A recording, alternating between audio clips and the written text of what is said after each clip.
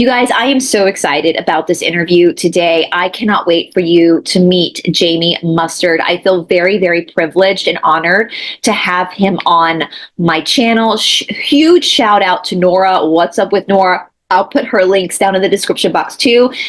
New friend of mine. She's been coming on the channel. You guys love her. She introduced me to Jamie. Jamie is an old friend of hers, and I cannot wait for him to tell you guys his story. Now, many of you guys might recognize Jamie because he helped co-author a book called The Invisible Machine that goes into the effects of trauma on the brain. The fact that PTSD or CPTSD actually is not a disorder, but an injury. And Jamie knows a lot about this because Jamie grew up in the movement known as Scientology. And he has a new book coming out called Child X. And his mission now is to talk about the lost children of Scientology. But before we get into this episode today, I just wanted to give a big shout out and thank you to all of my patrons and my producers here on Esoteric Atlanta. Without you guys, this channel would not be possible. If you would like to help support the channel and join our Patreon and or our producer community, there is a link down in the description box below. Welcome to Esoteric Atlanta. My name is Bryce, and today for the first time we are going to be talking to Jamie Mustard about all the lost children of Scientology.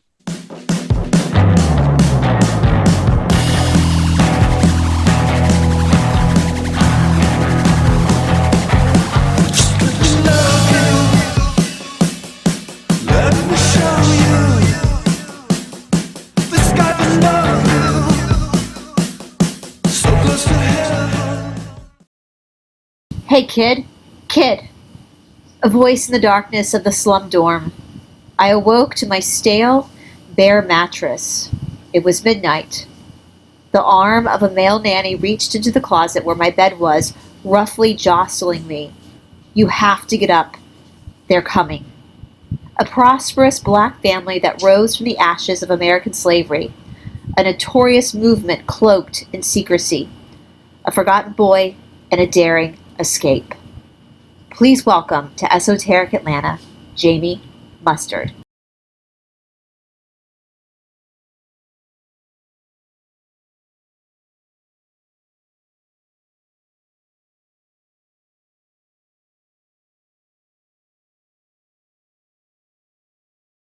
All right, you guys, I am so excited. As I said in the opening, a big shout out to one of my new friends, Nora from the channel What's Up with Nora. Her links will be down in the description box below. She introduced me to her friend, Jamie, and I am so excited that she introduced us, Jamie, because I could literally talk to you for hours. You are one of the most interesting human beings I think I've ever met, and we have a lot in common. I know I said this to you off camera, but I think I'm just going to say it on camera. So you come from a very prosperous black medical family in the South. I come from a very prosperous white medical family in the South. Neither you nor I are doctors, but we have found ourselves in our lives kind of continuing with the legacy of our family to try to help people and better people. And so it's an honor to be here with you today, Jamie. How you doing? I'm good, and thank you for saying that. You know, my grandparents met at Meharry Medical School in Nashville. My great-grandfather, who I'm named after, was the town doctor, the black town doctor in Henning, Tennessee, where Alex Haley grew up. My Aunt Lucy was his best friend in elementary school. So, yeah, so we're going back to, you know, just right before slavery. Like right at, you know, my family were going to these black medical schools, and there was a lineage of physicians. That's you know, it's crazy. So my name is my mother's maiden name, and her grandfather, my great grandfather, I share his birthday, and I'm technically named after him, Joseph Bryce. So it's even more in common we have. There you go. There you go. Isn't that crazy how the lineage plays out in its own way karmically in your lives? And I know we're going to talk about Child X, the book you got coming out, but I do want to also tell my audience, because we do talk about a lot of trauma. You know, The Invisible Machine is an incredible book that you co-wrote about recovery from post-traumatic stress injury, not disorder. I think we should Listen, Invisible Machine came out 2 years ago, almost 2 years ago. Yeah. And it's probably it's very important. I think that we should first talk about my story. Yeah. Well, and that kind of this is what gave you information to go through your trauma treatment. I mean, because Child X was a book that I was never going to write. I carried so much humiliation and shame from the experience. It was almost like having a double life. Right. All the people that have known me for the last 20 years never knew that I went through this, I'll call it a crucible, an animalization.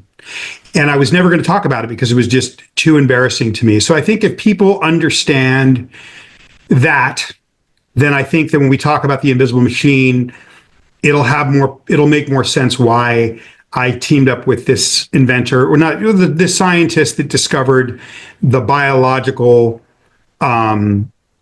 the biological cause, what I think is the biological cause of most trauma, which is physiological damage to the sympathetic nervous system.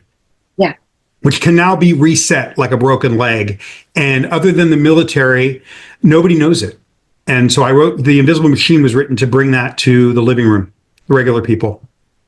And that's what's so amazing is because you have this experience with trauma. Now that you've been so brave to share your story, it kind of backs up the Invisible Machine of your own experience going through healing. And I can't wait to read Child X. I think that it's about your life being born into Scientology. And I think this is so important to talk about the lost children of Scientology, because children born into this or brought into this, there's no free will choice for that child like it is for their parents.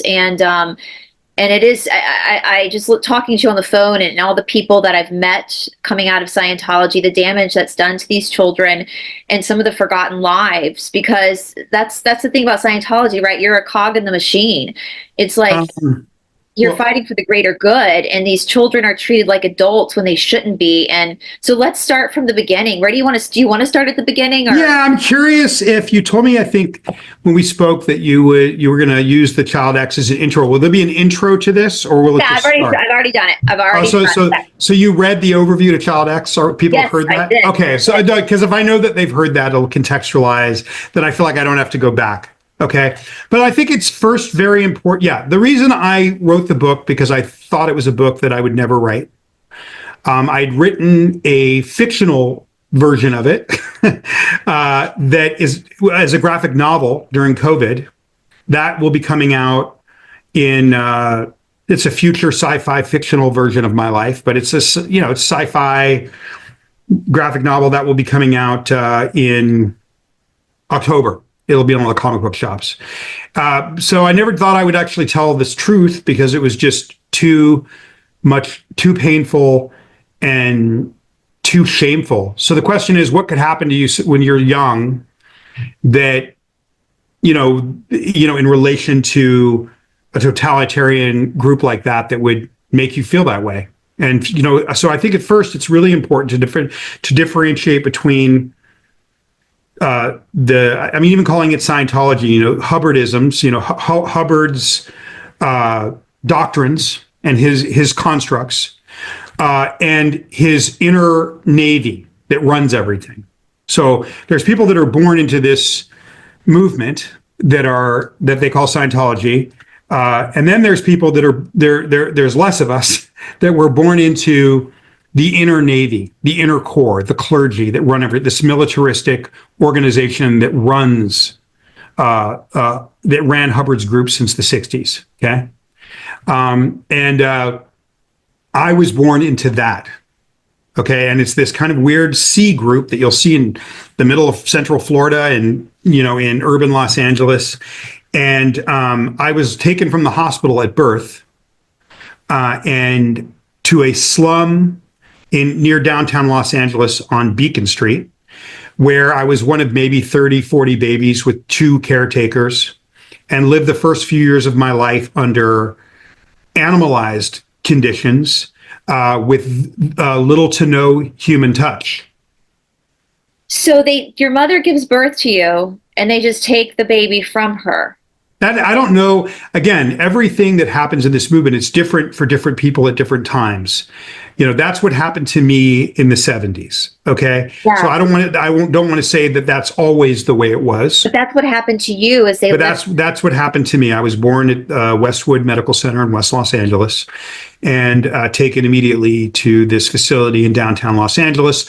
There are no baby pictures of me because there were no parents around to take those pictures, and I have flashes of memories from that period. And it was really wild when I did my first interview a little over a year and a half ago.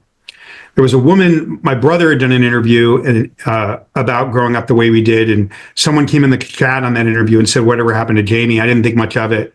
But when I did my interview a week later, because it was his first interview, this woman reached out to me and she said, I was 7 years old and you're a caretaker at that place, the slum in downtown Los Angeles, which we could call like the baby machine. It was just a baby clearinghouse. We were being penned.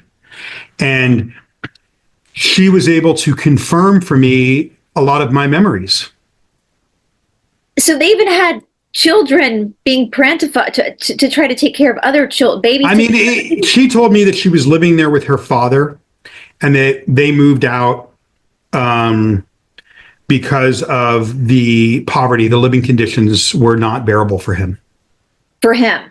Yeah, but for some reason, I stayed in this woman's head for 45 years. Like whatever she saw. Yeah, I mean, she had a connection with me that when she saw my brother do an interview 45 years later, she was like, what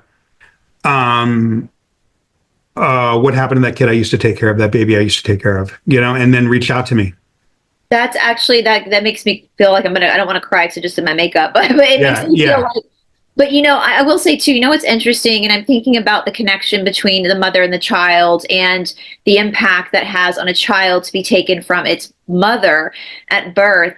There's this great yoga podcast I listened to once, and my mother is an early childhood development major, and she'll tell you that kids typically say like dada first because of the way that they can move their mouth, and then they associate it with their father. But this guy said that he believes for his studies that children learn to usually say dada first because they don't see the mother as a separate entity from him or herself. That shows the importance of a child in the early stages of life, the first 2 years of life, because it feels like the mother is him or her, like they're the same. And so that breaks my heart that this organization at that point that's supposed to better humanity was just taking children at that young age from their mothers. But then you have this 7-year-old child who's now an adult that obviously really cared about these children. Yeah, I mean, she was a kid and she was kind of assigned to look after me. I mean, I have to say that where we went after that, which was a red brick building on Melrose Avenue, in a, probably a Hispanic slum, not far from Paramount Studios, because that's what LA is like. Yeah. You can have a neighborhood of 5 mansions or 20 mansions, and then 3 blocks later it could be a slum, and then 3 blocks after that it's mansions again. But what happened in that red brick building on Melrose, because that's what I have obviously more clear memories of, not for the faint of heart. It's not for, so yeah, in fact, when I was discussing with my publisher the idea of writing a book, I said, I don't even know if you could write a book on this. And he said, why? And I said, nobody wants to see a kitten strangled for 300 pages. And then he said, well, how would you solve that? And I said, let me write it with artistry. Let me write it as a painting beautifully. And that can offset it. And then he had the idea of doing it in the context of my Black history. I was supposed to be born a prince, with my family had accomplished from 1865 to 1940. My grandfather, when he was at Meharry Medical School, had inherited wealth of millions and millions of dollars in then money. Yeah. And he used to work as a porter at the Nashville train station so that the other medical students all the other Black medical students wouldn't know that he had money. Okay, so I was supposed to be born a prince, and I was born a slave. But most importantly, Bryce, and then I'll turn it back over to you. And, I feel very, very it feels very special to talk to you because I talk to people. I do interviews, but I don't always feel like people really get it. And somehow I feel like you really get it. Oh. But yeah, so thank you. But I will say that the reason I decided to do it, because I didn't really want people to know this about me, this idea that I was, connected, you're part of some sort of a love boat, sci-fi cultic organization. Okay.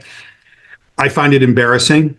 Okay. But the reason I decided to do it is I believe we've had very few books written by children that grew up in it.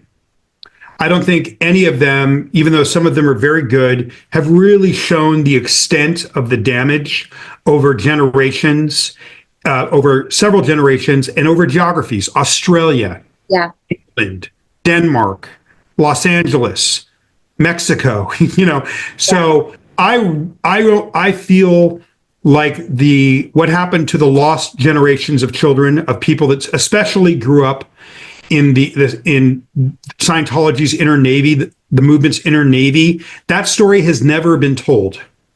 Yeah. And I decided that I had to put my own embarrassment and shame aside and tell the story of what happened to these lost generations of children. Not just them, but also the ones that grew up in it outside of the inner navy, because it does things to you, and we can talk about what some of the baby indoctrination or child indoctrination. But I thought, I felt that that story, that should have been the first book ever written on Scientology. Like, if we can't tell the story of what happened to the children, or the harm of the children, if we're not protecting the children before almost anything else, then what are we doing? So I feel very strange with this book in the sense that I feel it should have been the first book written critical of Scientology, which was probably written 50 years ago, maybe The Scandal of Scientology by a Holocaust survivor named Paulette Cooper. That was one of the first books written.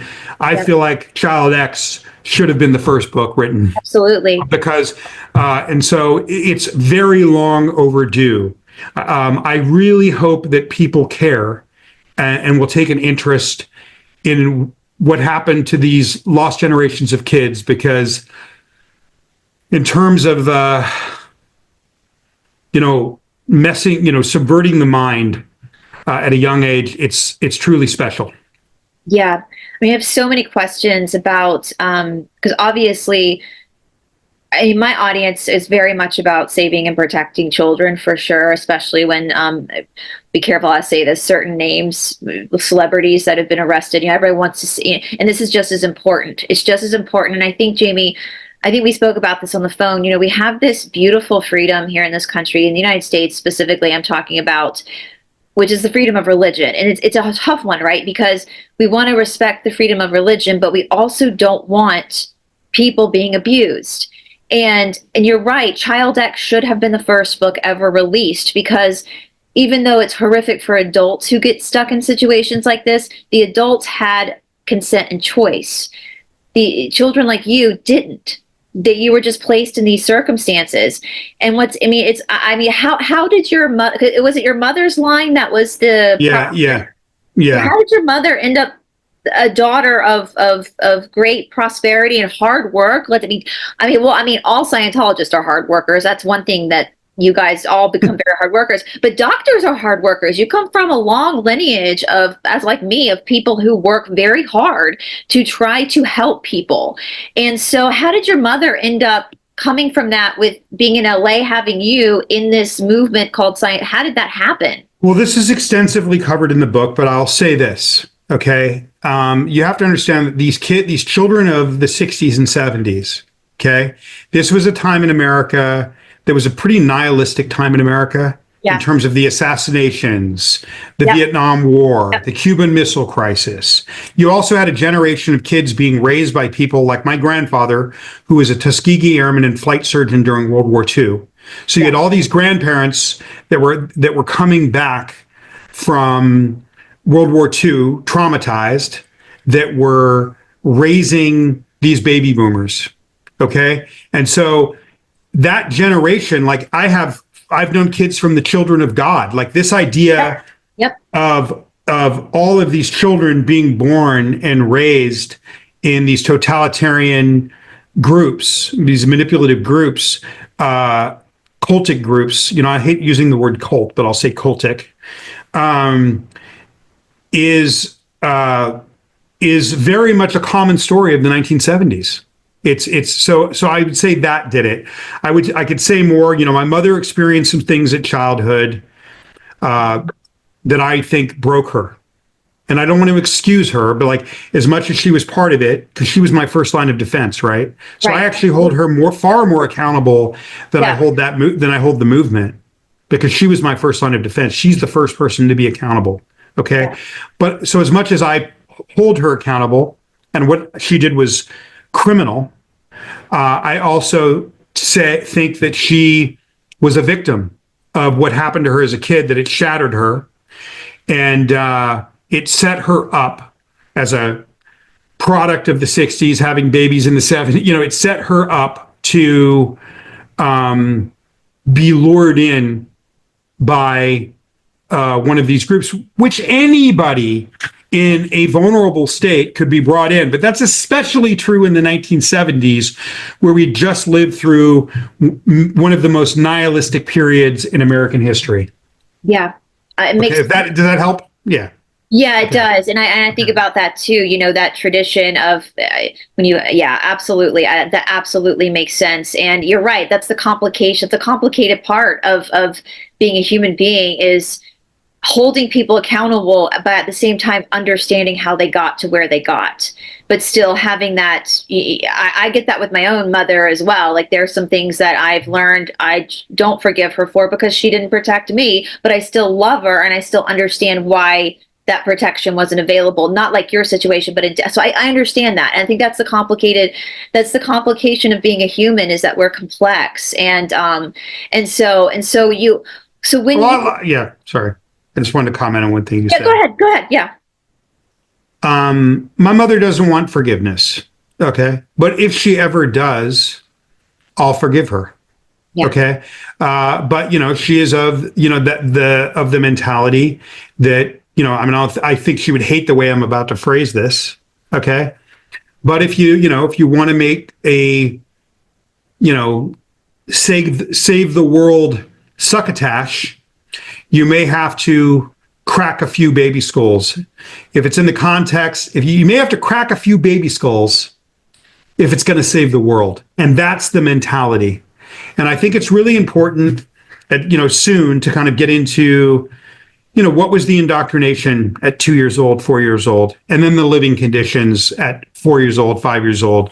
I think it's important to understand the level of poverty of people that were raised in the inner Navy of Lafayette Ronald Hubbard, because I think that's a story that level of poverty has never been told. Yeah, and I definitely, because I've got like, for you, what was like, for me growing up in a normal house, where my first memories are my mom and my dad, and you said you have memories at this like pig pen where all these kids were. So growing up, did you know who your mother was? Like, what was that taught to you about your inner relationship with your immediate families, or your immediate family members, or your siblings, when you're in that? Because that might be very different for most of my viewers, who, even if they grew up in a dysfunctional house, they still grew up in a house knowing who mom is, knowing who dad is, having some sort of trust in their family, their adult caregivers, or their siblings. What was that like for you, and for the kids what was day-to-day life like without having a parent there? Okay, well, I'll say this. My older brother, who I don't know how he'll feel about me writing about this, but he told me several years ago, maybe 7 or 8 years ago, and I'm paraphrasing, that he loved me, but he didn't want to see me because I reminded him of what happened to us. Okay. But I'll say this, I do have memories of kind of the crib in this brick building near downtown LA, down the street from the Rampart police station, which was one of the, historically one of the most corrupt police stations in the history of the United States. right behind the original Tommy's Burgers. It was the only one when I was a little kid, where all the cops hang out.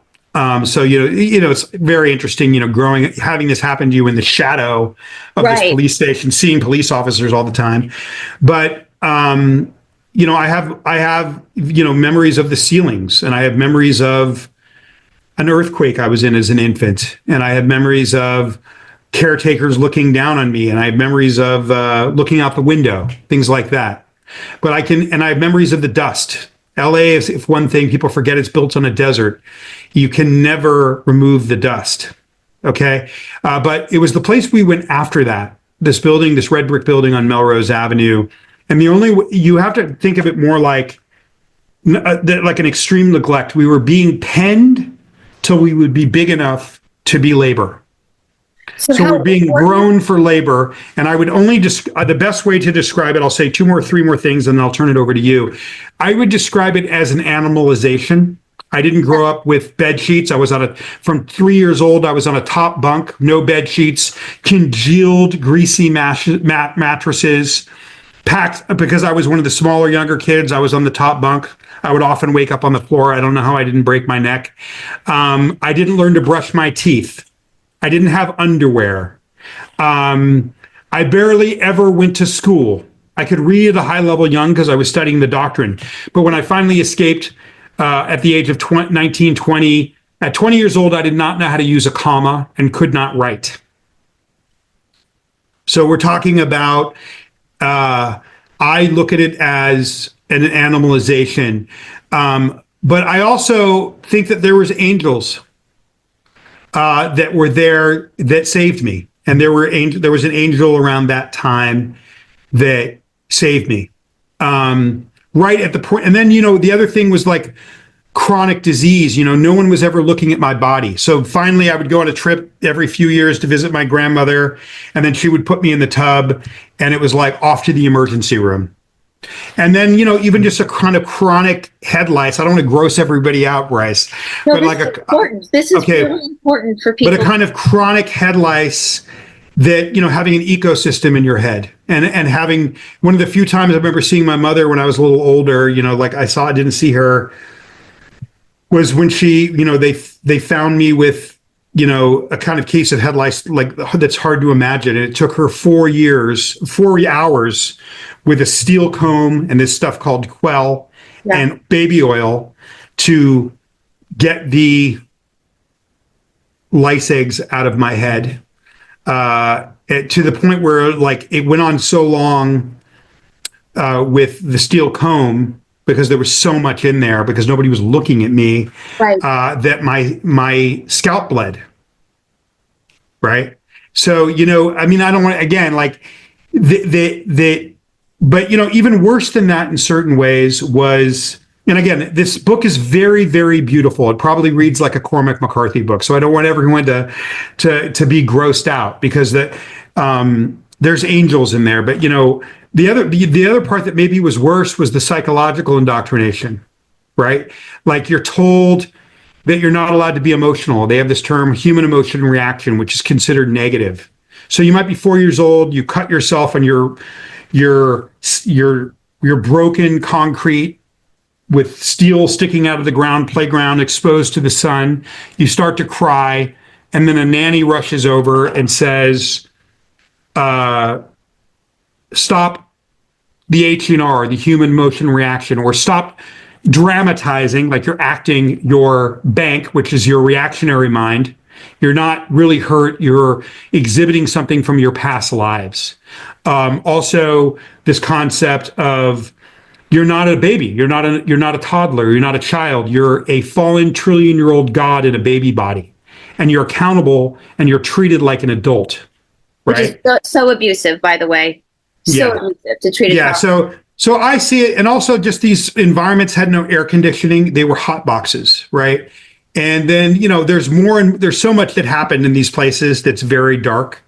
But, I would encourage people to read the book. And the reason I wrote the book isn't, I do want the story, there's twofold. One is to tell the story of what happened to these children and to not have that story go untold. Yeah. Because some of us are adults now and we're going to be aging out before you know it. And then that story could have gone untold. Right. But the other reason is for them, it's that concept of why do we, like when you survive something like that. First of all, I was trained not to think I survived anything, right? When they also train you that everything is your responsibility. And if something bad happens to you, you quote, pulled it in, it's karmic. So say I got my hand chopped off because I put my fingers in a lawnmower at 5, but I was in the Inner Navy or even just a regular Scientology kid, the way your parents from an affluent family, your parents would look at you like you did something to pull that in. And if you had lived an innocent life because you were a baby or a child, well, then you must have done something right in the previous life because you're responsible for your condition, and anything bad that happens to you, you did. And you're getting inculcated and indoctrinated with this from the time that you're born, with this kind of sci-fi narrative that's kind of revolving around you. And because it's the only world you know, it's a bubble, you believe it. Yeah, I have so much to say about that because that just pisses me the fuck off because I see where, I think I told you on the phone with the law of one, with the polarity of darkness and lightness, darkness can't create anything, only light can. So darkness steals from the light and inverts it. And so all of these concepts of like karma or reincarnation, Hubbard completely just inverted it and made it psychotic. And I just want to say, as somebody who does believe in reincarnation, the soul and the mind are two totally different things. And so if you have a 5-year-old, that's a 5-year-old. It's not some 20,000-year-old king from Mesopotamia. That's a 5-year-old child loved by. I will say this, and this.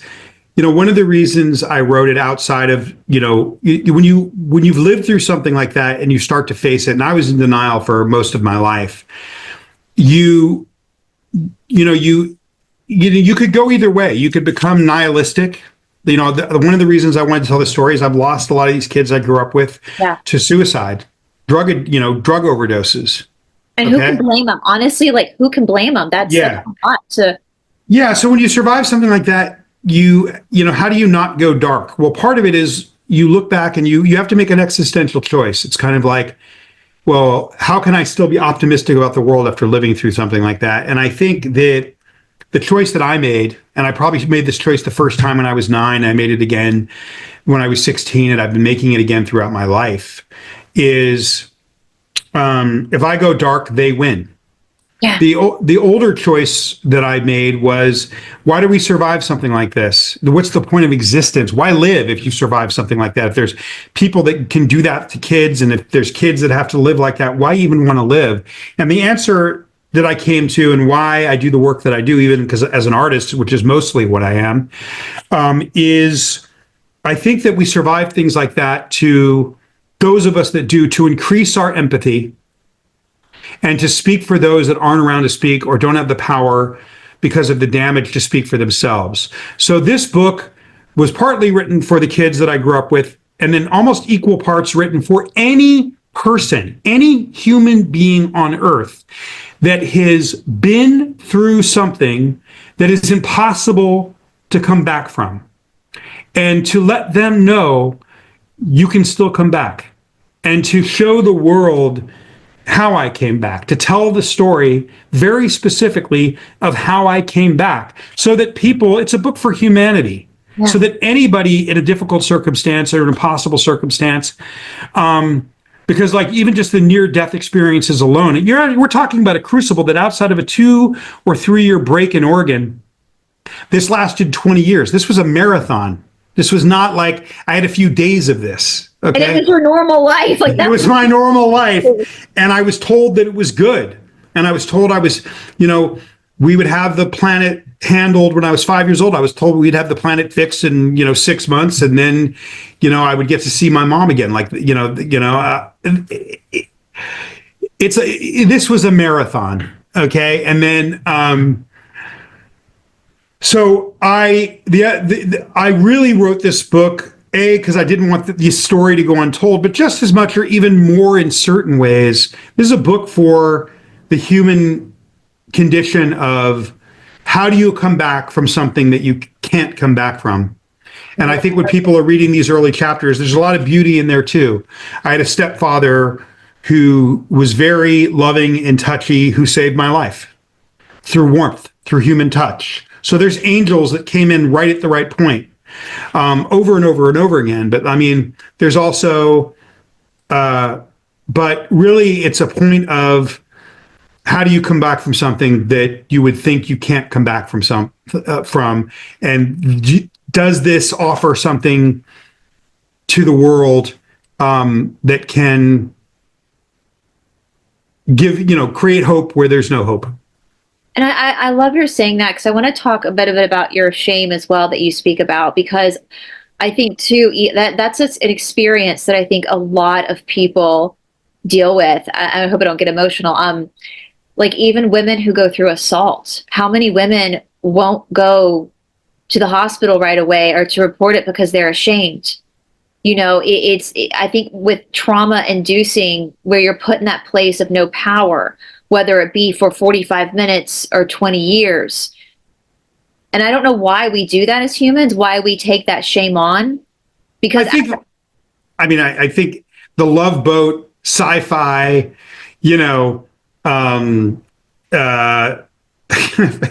aspect of it adds to it for sure. Yeah. But let me finish what you were saying. I'm sorry. No, I was just about to say, I think from an outsider looking at it, on your story, I don't see any shame at all. Like, I don't see what you should be ashamed of. I think it's and I think that's why, Jamie, why people are attracted to these stories of survivors of cults or whatever groups, like all the Scientology stuff, like the Nexium stuff, like the shiny happy people, because in this world of this, none of us escape the human condition, right? One of my teachers used to say, no one gets out of this world alive. We all have a fair amount of suffering we have to go through, some more extreme than others. However, the opposite of that is resilience. And I think you're right, Jamie. I think that even if someone didn't grow up in the same position that you grew up in, to see that resilience and to see that against all odds, that human spirit, that spark of light was able to keep on shining and change that course of direction for itself I think, again, that's why I think so many people watch these documentaries, is because it gives them that inspiration that it can do, that things can be overcome. And I also think it's really important to understand that this is going on a backdrop. When I'm a little kid, Hubbard is on a boat leading a flotilla of ships to spark this movement that's going to take over the world. Okay, so this backdrop, I think, is interesting. That there's a guy on a boat calling himself, the Commodore, that is leading a religious movement. I mean, it's kind of a wild backdrop, and I think it's really important what you say. A couple thoughts about what you just said. One is, I never looked back. I never saw my life as that extraordinary until I just sat down and wrote this thing. Part of it was I never wanted to look down. I never wanted to look back. If I went and touched it, there was like a beast. If I have started to think about my childhood, there was like a serpent. I think with the biological trauma treatments I've done, that serpent's now not there anymore. But it was one of the reasons I never looked back. And had I not found that trauma treatment, which we'll talk about later, I don't think I would have ever written this. And I think that people want to look at their lives. And one of the reasons I'm an artist is I think that people want to look at their lives and they want to look at ideas or experiences about themselves through like a prism. Yeah. They want to, and I think that Scientology has a public fascination where when people can look at the abuse of Scientology through abuse, when they can look at abuse through the prism of Scientology, I want to know what you think about this, that they can see their own abuse kind of through a foggy glass, and yep. It helps them. They get a cathartic release from it, yep. And it helps them in their own healing. What do you think about that? Absolutely, 100%. I do. I think that, I was telling you before we signed on that I got this little stair stepper from the TikTok shop. Yeah. I love it. But I was watching a lot of your interviews while I was doing it, and I was like, my butt was burning, but I got so emotional because, and I think what I was experiencing is correlating back to what you were saying about why people, when you realize that you've been traumatized, you feel very alone. And I know that from personal experience, because what happens in trauma, I think, especially when it's complex, when it's happened over many years, is you start to normalize abnormal things that you do. That's what I had done. And then when you realize that what your behavior is doing isn't actually normal, it's a sign of being really stressed out, for lack of a better word, you feel very alone. But when you see other people be brave enough to openly talk about their trauma, even though it's very different from yours, and you see the same, it makes you feel like you're not alone. And Exactly. that gives you strength. There's strength in numbers. Even if it's a complete stranger on a TV screen, there is strength in numbers. And it gives you that boost of confidence that I think what you're saying is so important. And in that way, maybe this book is more important for the world than it is for even the kids I grew up with, in the sense that, they're able to see a kind of abuse that one shouldn't be able to come back from, psychological and physical, in the context of almost science fiction, like the kind of things that, the sci-fi ideas and the past lives and this kind of, milieu of sci-fi and spaceships and past lives that I was raised with as a baby, right? It's That's just true. That's just how it is. Yeah. I think it's fascinating.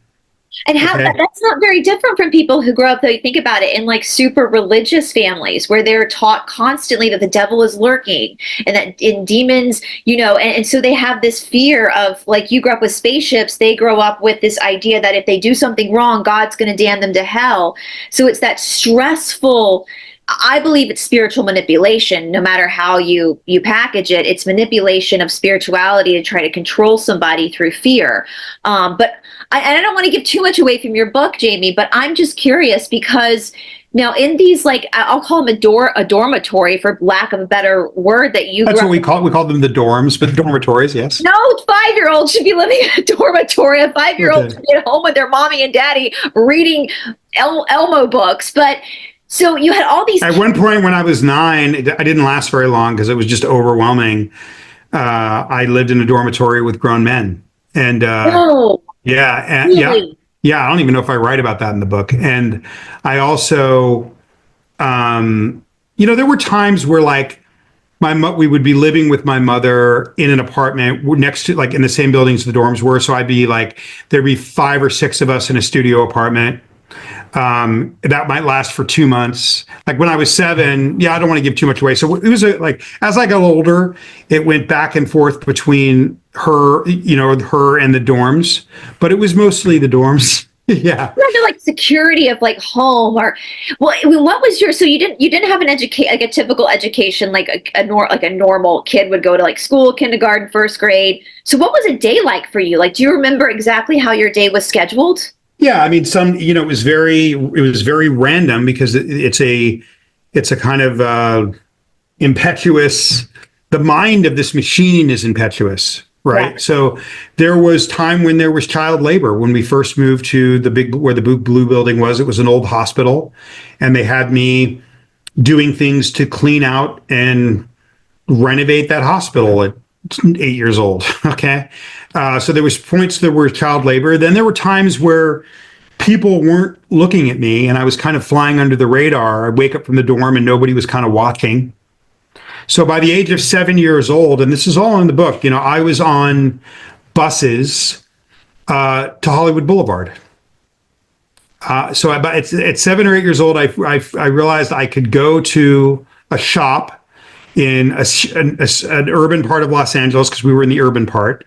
Yeah. And I could pass out flyers, or I could pretend to pass out flyers, throw them away, make $10, okay, get enough for the bus, and then I would go to the movie theater on Hollywood and Vine and stay there all day.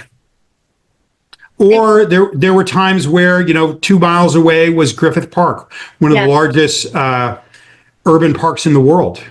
So there were times where people that weren't watching me, and I spent days, weeks, months by myself, walking to the Hollywood sign or exploring this park on my own.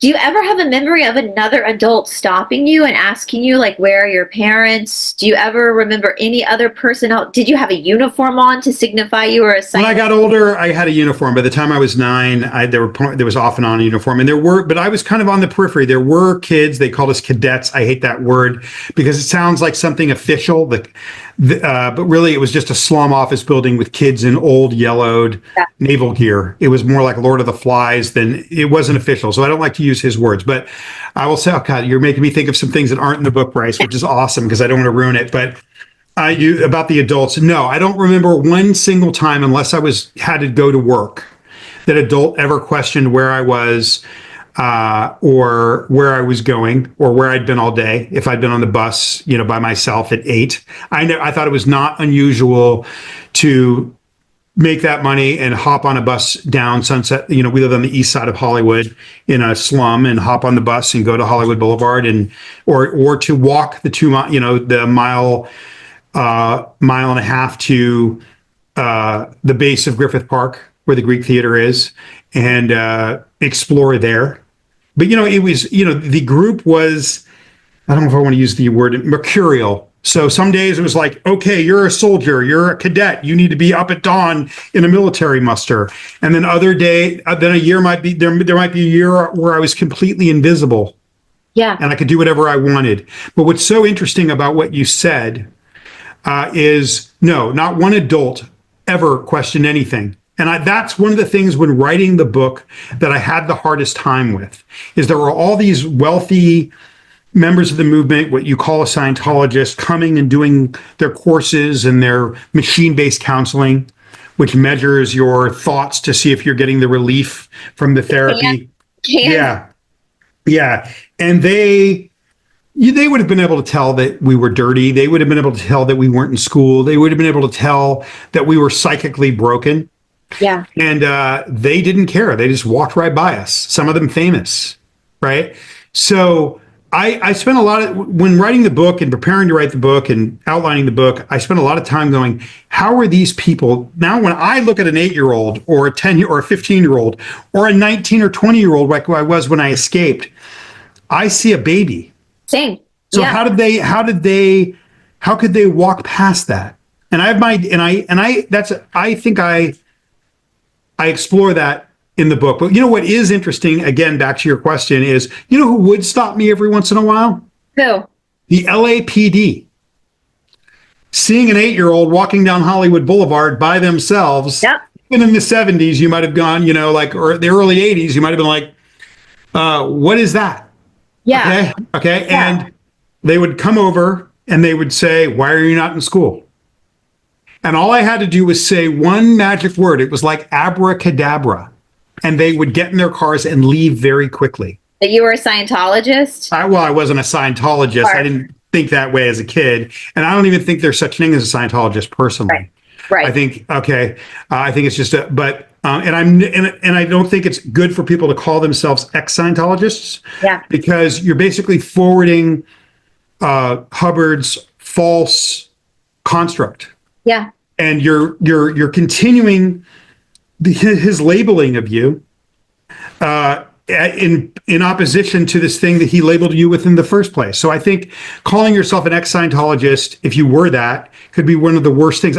Somebody called me an ex-member one time, and I got into a big argument with them. And I was like, I was a baby born into it. It was Patty Hearst. I was groomed and indoctrinated. Was Patty Hearst a member of the Symbolize Liberation Army? No. Yeah. She was a victim. Yeah. And he was like, well, did you have an IS, a member card? And I was like, yeah, I also had a Pepsi New Generation ID card when I was fucking 12 years old. It didn't make me a member of the Pepsi generation. Like, what the fuck are you talking about? You can have a card for anything. Well, wake it's up, so funny too, because I really, which you just like lit a light bulb in my head too, by saying you're ex anything, especially with the Scientologists, you're still giving credit and ownership of yourself to this man, to Hubbard. And which is particularly bad in Scientology than any other religion because it's so judgment based, more than Christianity, more than the JWs, more than the Mormons, and not all of, but there's labels for everything. If you get sick, you're what's called a PTS. If you're evil, you're a suppressive. Right? If you're bad, you're in lower conditions and you have to do these steps, these groveling beggar steps to get out of them. So everything is a judgment, right? So it's the stigma of everything. If you look at what Hubbard started to do when he created the Inner Navy, the entire thing became punishment based. Absolutely. And label based. Yeah. So if I was walking down Hollywood Boulevard at 8 years old on Hollywood and Vine in an LAPD car, that happened to me. It happened to me on the Boulevard. It happened to me in Griffith Park. And I was by myself at 8 years old. They would say, where are your parents? Why are you not in school? And I would say, my mother works for, it was like abracadabra. I would say, my mother works for Scientology. And they would say, thank you very much. And get in their cars and leave. I don't know why. But I was going to ask, there's a lot of speculation, and we'll say for educational and entertainment purposes only, there's a lot of speculation between the LAPD and the Church of Scientology. I think that's gotten a lot worse since the tax exemption in the early 90s.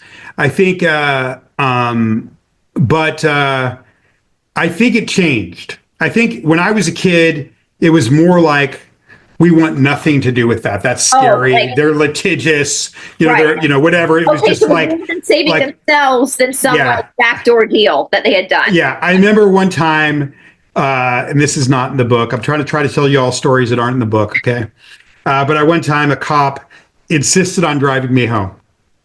Okay, and at this point, I was living with my mother. There were 5 of us in like probably a 75 square foot studio apartment. And I slept on the floor. My parents slept in the bed with my infant brother. And then my older brother lived on a cot in the kitchen and only came and went through the window. Okay. Urban Los Angeles. And this cop insisted on driving me home. Okay. And back from Hollywood Boulevard. And he was really nice. And as I'm getting out of the car, he's like, we have playing cards for kids. And I really want to give you some playing cards. And I was like, that's okay. Thanks for the ride home. I didn't really want to be taken home. I was like, it's all right. He's like, would you want me to bring you some of the toys and playing cards that are normally in the car tomorrow? And I just kind of hastily said yes to get out of the situation. Right. Well, that cop showed up the next day at this slum across from the Big Blue building and went in, knocked on the door. My brother was there. My brother was up to some no good, and he, my brother thought they were there for him, went out the window, didn't come back for 2 days. So there's, So you also have to understand that you're experiencing this cultic environment in a neighborhood that has drug addiction. Yeah. And gangs. There's a lot going on. And like only 3 blocks away was a huge prostitute strip or sex worker, of LA. So, blocks away, go walking and seeing, the sex workers when I went to get on the bus in bikinis in front of the motels on Sunset was a normal sight. Pimps walking by pimps and having them give me a nod, that was all. So you're having both these things. And so I was also having to deal with trying to not be a victim of urban violence, which I often stayed out of. But, sometimes, there was, because of the area we were in, I was also having to survive what I would call urban violence.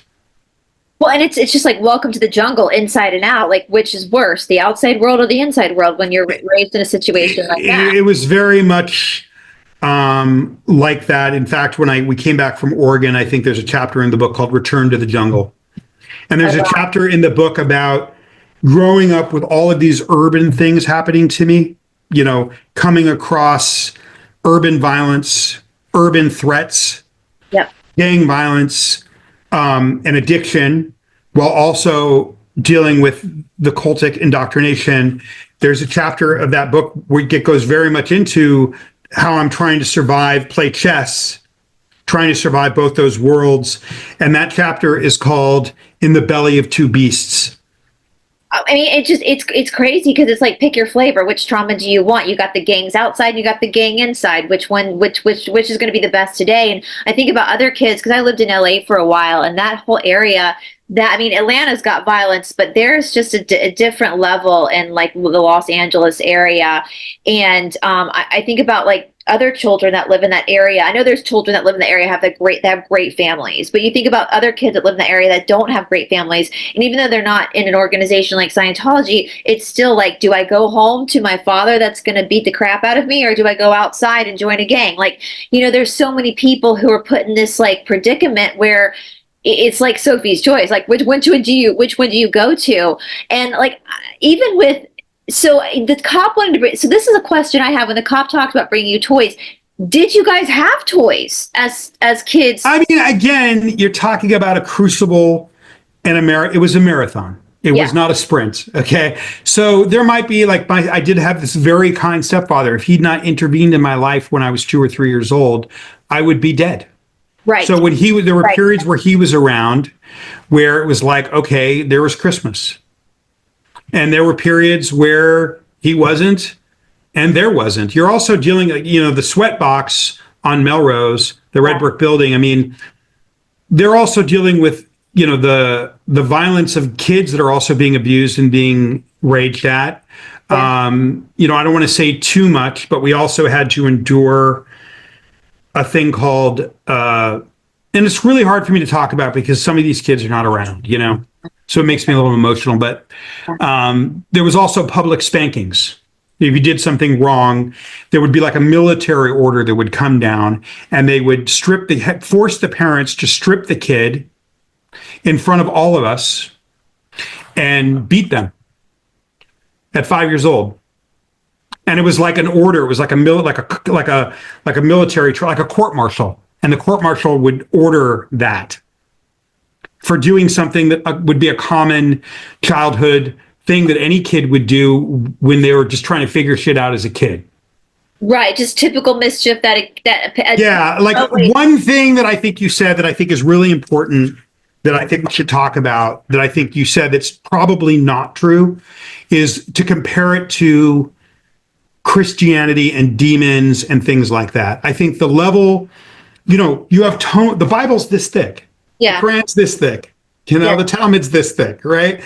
So you have tomes of books, multiple tomes of books that you're studying that are the size of the Encyclopedia Britannica times 5 when you consider the lectures.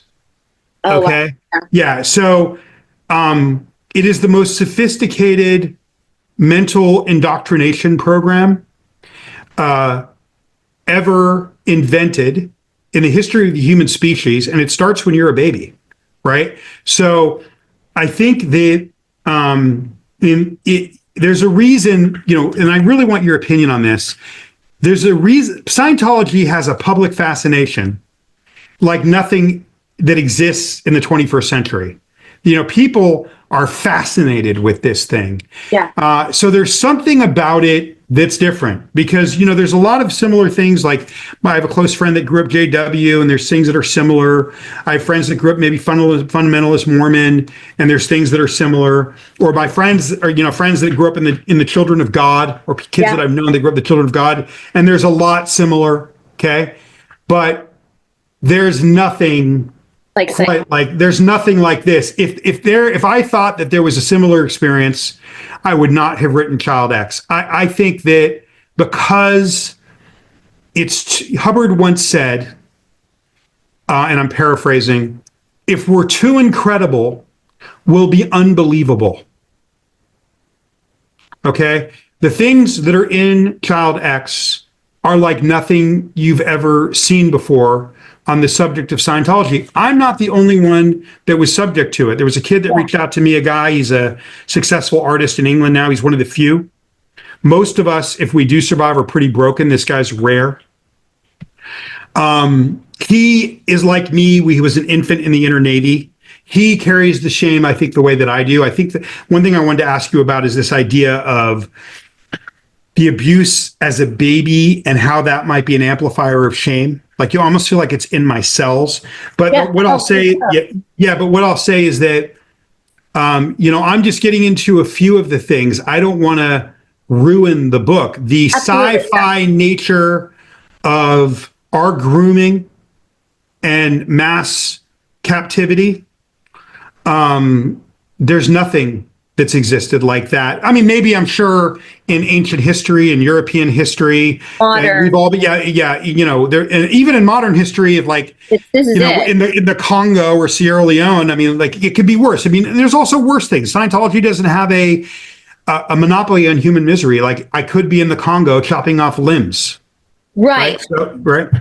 Well, I think with Scientology, I think as an outsider looking in, what's so fascinating for people is when you look at cults in general are fascinating, but when you look at all these other cults like the Children of God, Jehovah's Witnesses, the extreme Mormon cults, I think what you're looking at, it's all, even Jonestown, the nucleus of these organizations is something it's all based off of Christianity, which is nucleuses, even though they go real off script, I think people kind of understand it. And I will say, Children of God, for those who don't know, so Josh McKay, who does the music for my channel, he was in a band with River Phoenix called Alika's Attic. He was good friends. Oh, River Phoenix grew up in Children of God, didn't he? Grew up in Children of God, yeah. And so I know a lot just from personal anecdotal stories from Josh of like how that messed with him. That's a different, but I think because they used the Bible, for a lot of us in the Western world, even if you didn't grow up Christian, you're familiar with the Bible. Like this is familiar territory, and you can look at things like shiny, happy people and go, wow, they really took that scripture and went totally wackadoo with it. But let me ask you, I have a question for you. I have to ask you this question. I'm so sorry to interrupt you, okay? Yeah. But it's based on what we're talking about. And this is like, you're going to be my therapist for a second, okay? Oh, God, no. All right. Okay. So say I'm Joaquin Phoenix, okay? And it's 10 years ago, before Going Clear and before Aftermath, Leah's incredible show, okay? And I'm Joaquin Phoenix, and I tell somebody I grew up in the Children of God. I think the person would have been like, whoa, holy crazy. And now you're holy crap, now you're Joaquin Phoenix. Wow, it's incredible that you've had that life experience. Yeah. Whereas if I felt like I'm Jamie Mustard 10 years ago before the Aftermath, before Going Clear, and I say I was a child of the Inner Navy of Scientology, I was born into the Inner Navy, I think that the treatment would have been, get away from me, you're a weirdo. Ugh. Right. I think you're right. And and so even compared to those, and I think it goes to I'm learning from you, and I think that Christianity point you're making is good. So there's something different. I feel a lot of us kids that grow up in it, we think our trauma is the worst trauma in the world, and it isn't. Okay, psychologically, it's up there. Okay, but I don't necessarily want to say, but there is something special about it. It's the whole package. And I'll say as someone from the outside looking in, when I think about Scientology and I think about like the Sea Org and their Navy uniforms, my first question is, even when you use that word, it gives me the shakes, because I feel it's such a strange word. Like no one knows what the fucking Sea Org is. Exactly. Well, that's the thing. I think all of us from the outside are like, who are you fighting? Like, what military are you in? Like, why are you in Navy? Like, I think you have to tell the audience who the Sea Org is, because I think a lot of people watching don't even know what the Sea Org is. So Nora, she was in the Sea Org, who's been on my channel. Now I've done shows. My late friend Doug was never in the Sea Org. He was in Celebrity Center. So it's interesting to have these different people who were in this movement, will say, give different perspectives of what they experienced from these different departments. The childhood indoctrination, whether you grew up in the Inner Navy or you were a rich kid, that never changes. That's always the same. And like what you were saying, the Christianity point's a really important point, because all these others are kind of Christianity based. Jehovah's Witnesses. I never thought about it. I'm learning from you. But in Scientology, you're in Scientology, you're the God. Exactly. Well, you're a fallen God in a meat body, in a flesh body, and you're doing all of this counseling, what he calls a bridge, which is more like a ladder, and you're trying to shed the body. And it's all your fault. Yeah. Yeah. And so I grew up going, oh my God, I got to get rid of my body. And then you always have this like guilt on the other side of it because you like pizza, and then you get older and you enjoy having sex. And then you start to go, well, this body thing's not horrible. Right. Right. When I had life, it was bad. Yeah. But you keep going. I got to shed this body and then roam the universe as a god, creating civilizations and being God. And, but a huge part of the abuse, even like somebody like Elizabeth Gale, who grew up in a wealthy Scientology family, her mother's looking at her like, you're a trillion follower God in all the billions of lifetimes that we've had. I've been your mother before. You've been my mother before. We've been lovers before. This one doesn't mean so much. And what's so fucking weird about it, that's the only weird thing, but what's so amazing about it, I remember going to church one time when I was a kid and just being it was so different, like the ritual being kind of weirded out. And then just when I would know Christians and this concept of, you're sacrificing now for the afterlife. Yeah. And I would judge it. I would say, oh my God, you're an idiot. You're not going to enjoy your life now for the afterlife. Oh my God, how dumb is that? Meanwhile, I was completely living it. I was completely a different package. So there's that cognitive dissonance. I know that's how powerful the cognitive dissonance was. I was judgy about that. And I was making all the same or worse decisions than the people I was judging.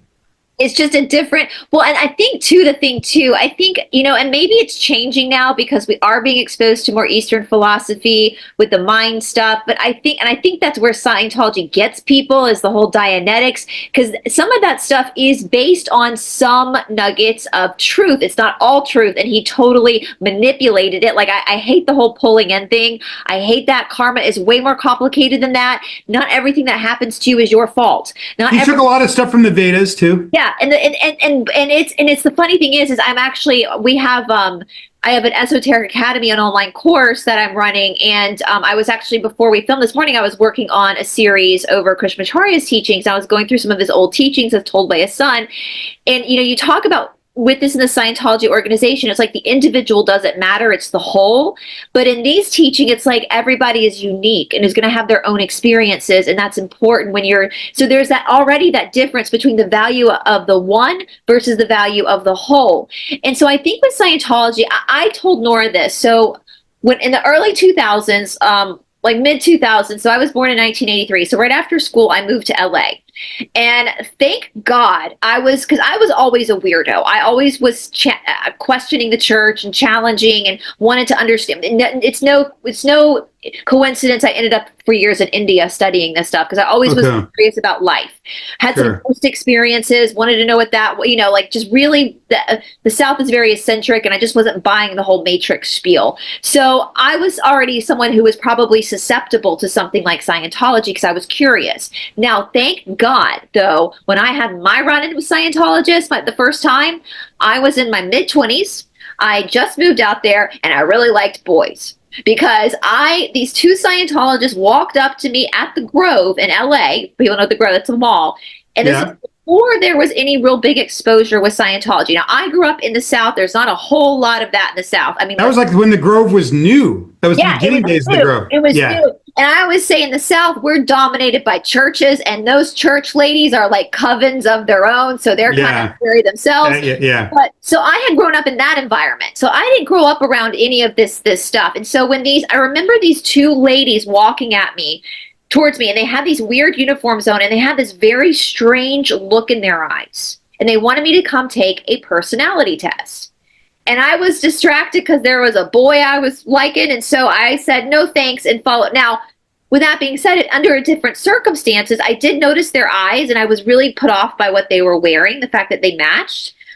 But under different circumstances, because I am a curious person, I might have fallen for one of these courses that gets people sucked in because, and I think that's true, Jamie. And Nora and I do want to talk about a show. The early courses that you would have done are really useful. They're very good. They're self-help courses that a lot of them work. The anatomy of communication, and it's so dark because like how to have integrity, which is so ironic because it gets so dark later, So yeah, there's a lot of truth, and I've, in these basic courses that you do for $50.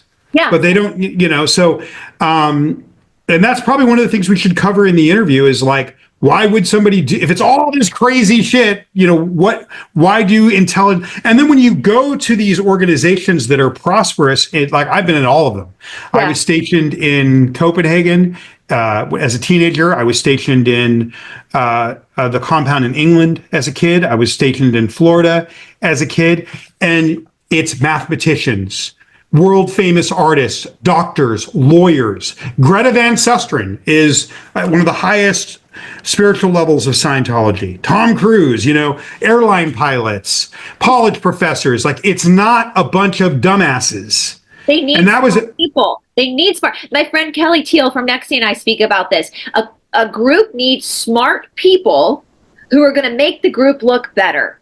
Yeah. But the thing that's so also the smart people go for it. Yeah. And they're not dumb. So they're not going for it. It's kind of like what that guy, Mark Vicente, I think he says, the Nexium guy says, you don't join a cult, you join a good thing.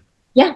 Now, I can't be totally objective about that because I didn't join a cult. Okay? Right. You were born into it. Yeah. But again, back to this one point of like, this idea that 10 years ago, before all this, like going Claire and Leah, if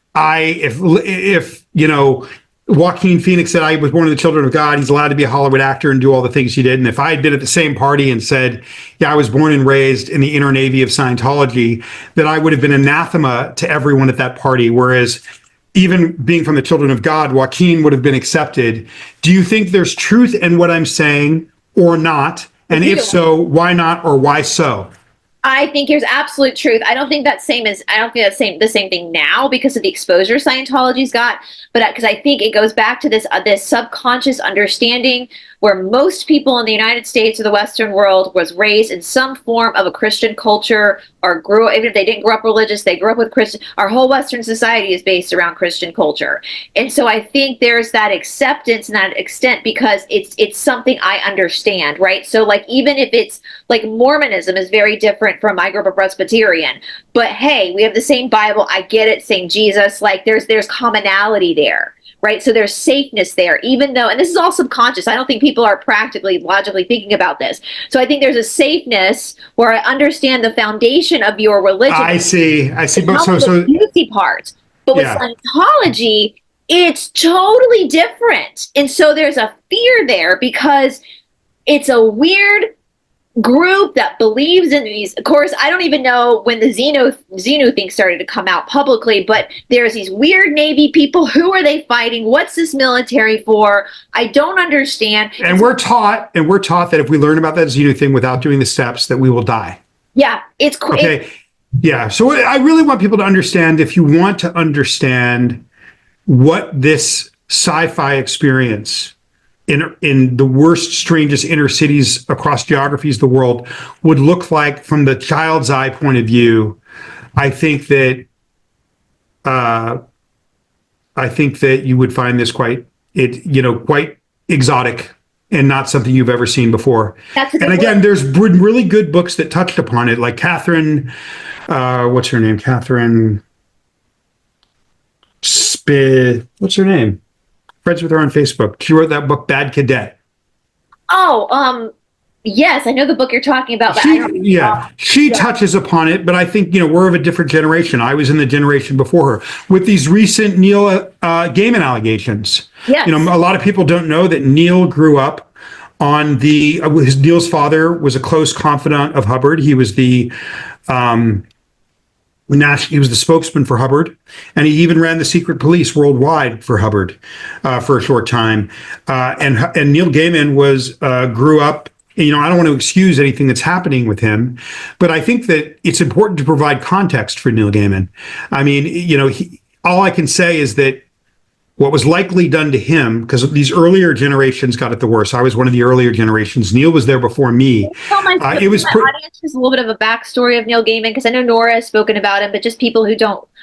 He's been accused of some crimes, correct? Yeah, and most of them have to do with, and again, I don't know it's true. There's been no criminal thing, right? But there's a pattern and it's repetitive, and people that don't talk to each other are saying similar things. Yeah. So it's very credible. Yeah. And, corporations are not, governments. They can do whatever they want. And, they're seeing a pattern that is, but, it doesn't surprise me. There's a sadistic quality to some of the things that he's being accused of.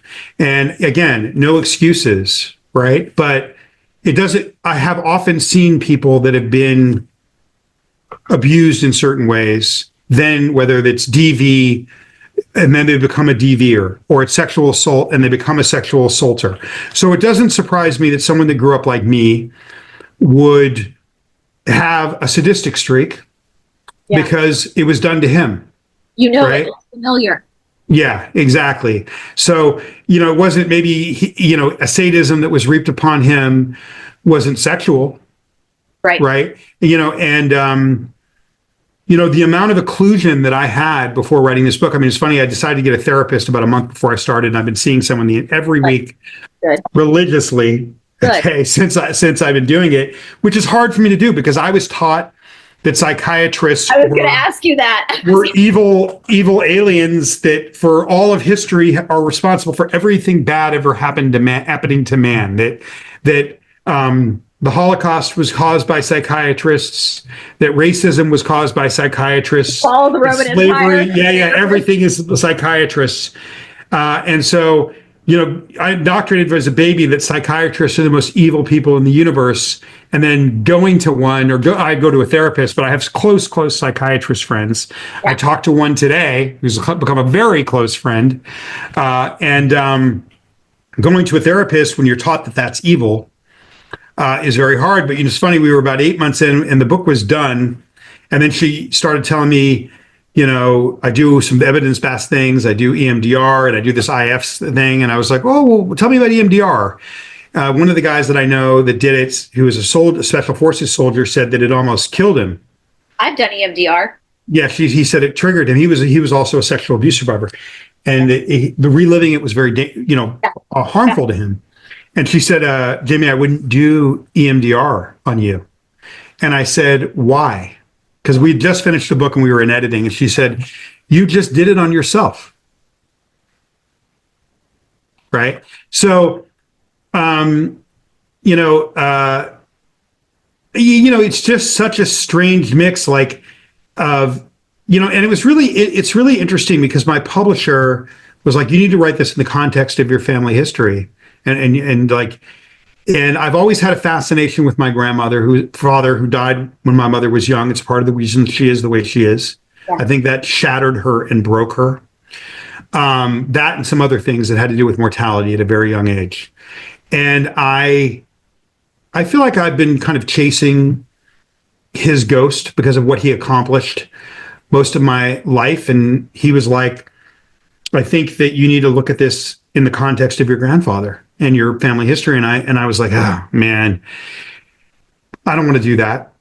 And then once I started to think about it, he said, well, think about it for a few days. Let's talk again. And once I started to think about it, it was the only way to do it. Because once I started looking and what my family accomplished in terms of generational wealth and education from 1865 to 1940, 75 years exactly, when my grandfather finished medical school, or maybe a year before, was astonishing. Yeah. And in one generation, I'm born a slave, and understanding what it means to come from slaves, and then I never saw how I grew up as slavery. When did you, what, do you remember that point where it hit you that's what had happened to you? The first act of the book, looking how we were penned and groomed and controlled, and really, I'm always being told that what the abuse is good and that it's for a purpose. You like that thing with Spock. You sacrifice one for the good of the many. This is being inculcated in me from 3 years old. Okay, so I didn't see a lot of it as bad, but when I started looking at the conditions and saying, I had a friend of mine helping me who's a historian and a creative, keeping me honest through the whole thing. and he also served as a historian on the book. And I said, I need you to keep me honest. And as we kind of outline this thing, I need you to tell me when I'm not seeing abuse and when I'm seeing it as normal. I need you to help me regulate that. So, one of the reasons I think the book came out so good is created a 75-page of beats where I was asking myself, what was this really? What have I always thought it was? And what was this really? And really taking a few months at the start before I started writing to make sure I saw those things. Yeah. Because it was it was a crucible. It was a marathon. I mean, beyond a marathon. So I think that when I was really looking at what happened in that red brick building, and part of it's shame. Like, who wants to say that they were like the human trafficking laws that might have protected me as a kid? They didn't get established till the early aughts. Okay. Right. So who wants to say to anyone, hey, you meet a nice girl. By the way, I was human trafficked as a child and I was a slave. You want to go out to a nice restaurant? You know what I mean? Like, it's not something about yourself that you want to admit or that you want to look at. But once I started looking at my family history, I started seeing that what happened to me as a child, I started seeing in relation to my family history that I was born and raised a slave, and that it's particularly egregious because of what my family overcame. That they were, the son of the first freed slave. My great-grandfather was a medical doctor. Okay, and as a black man in the South, right? We still have land in our family. It's been in our family for over 100 years in Pickens, Mississippi, where my grandmother was born before moving to Henning, Tennessee.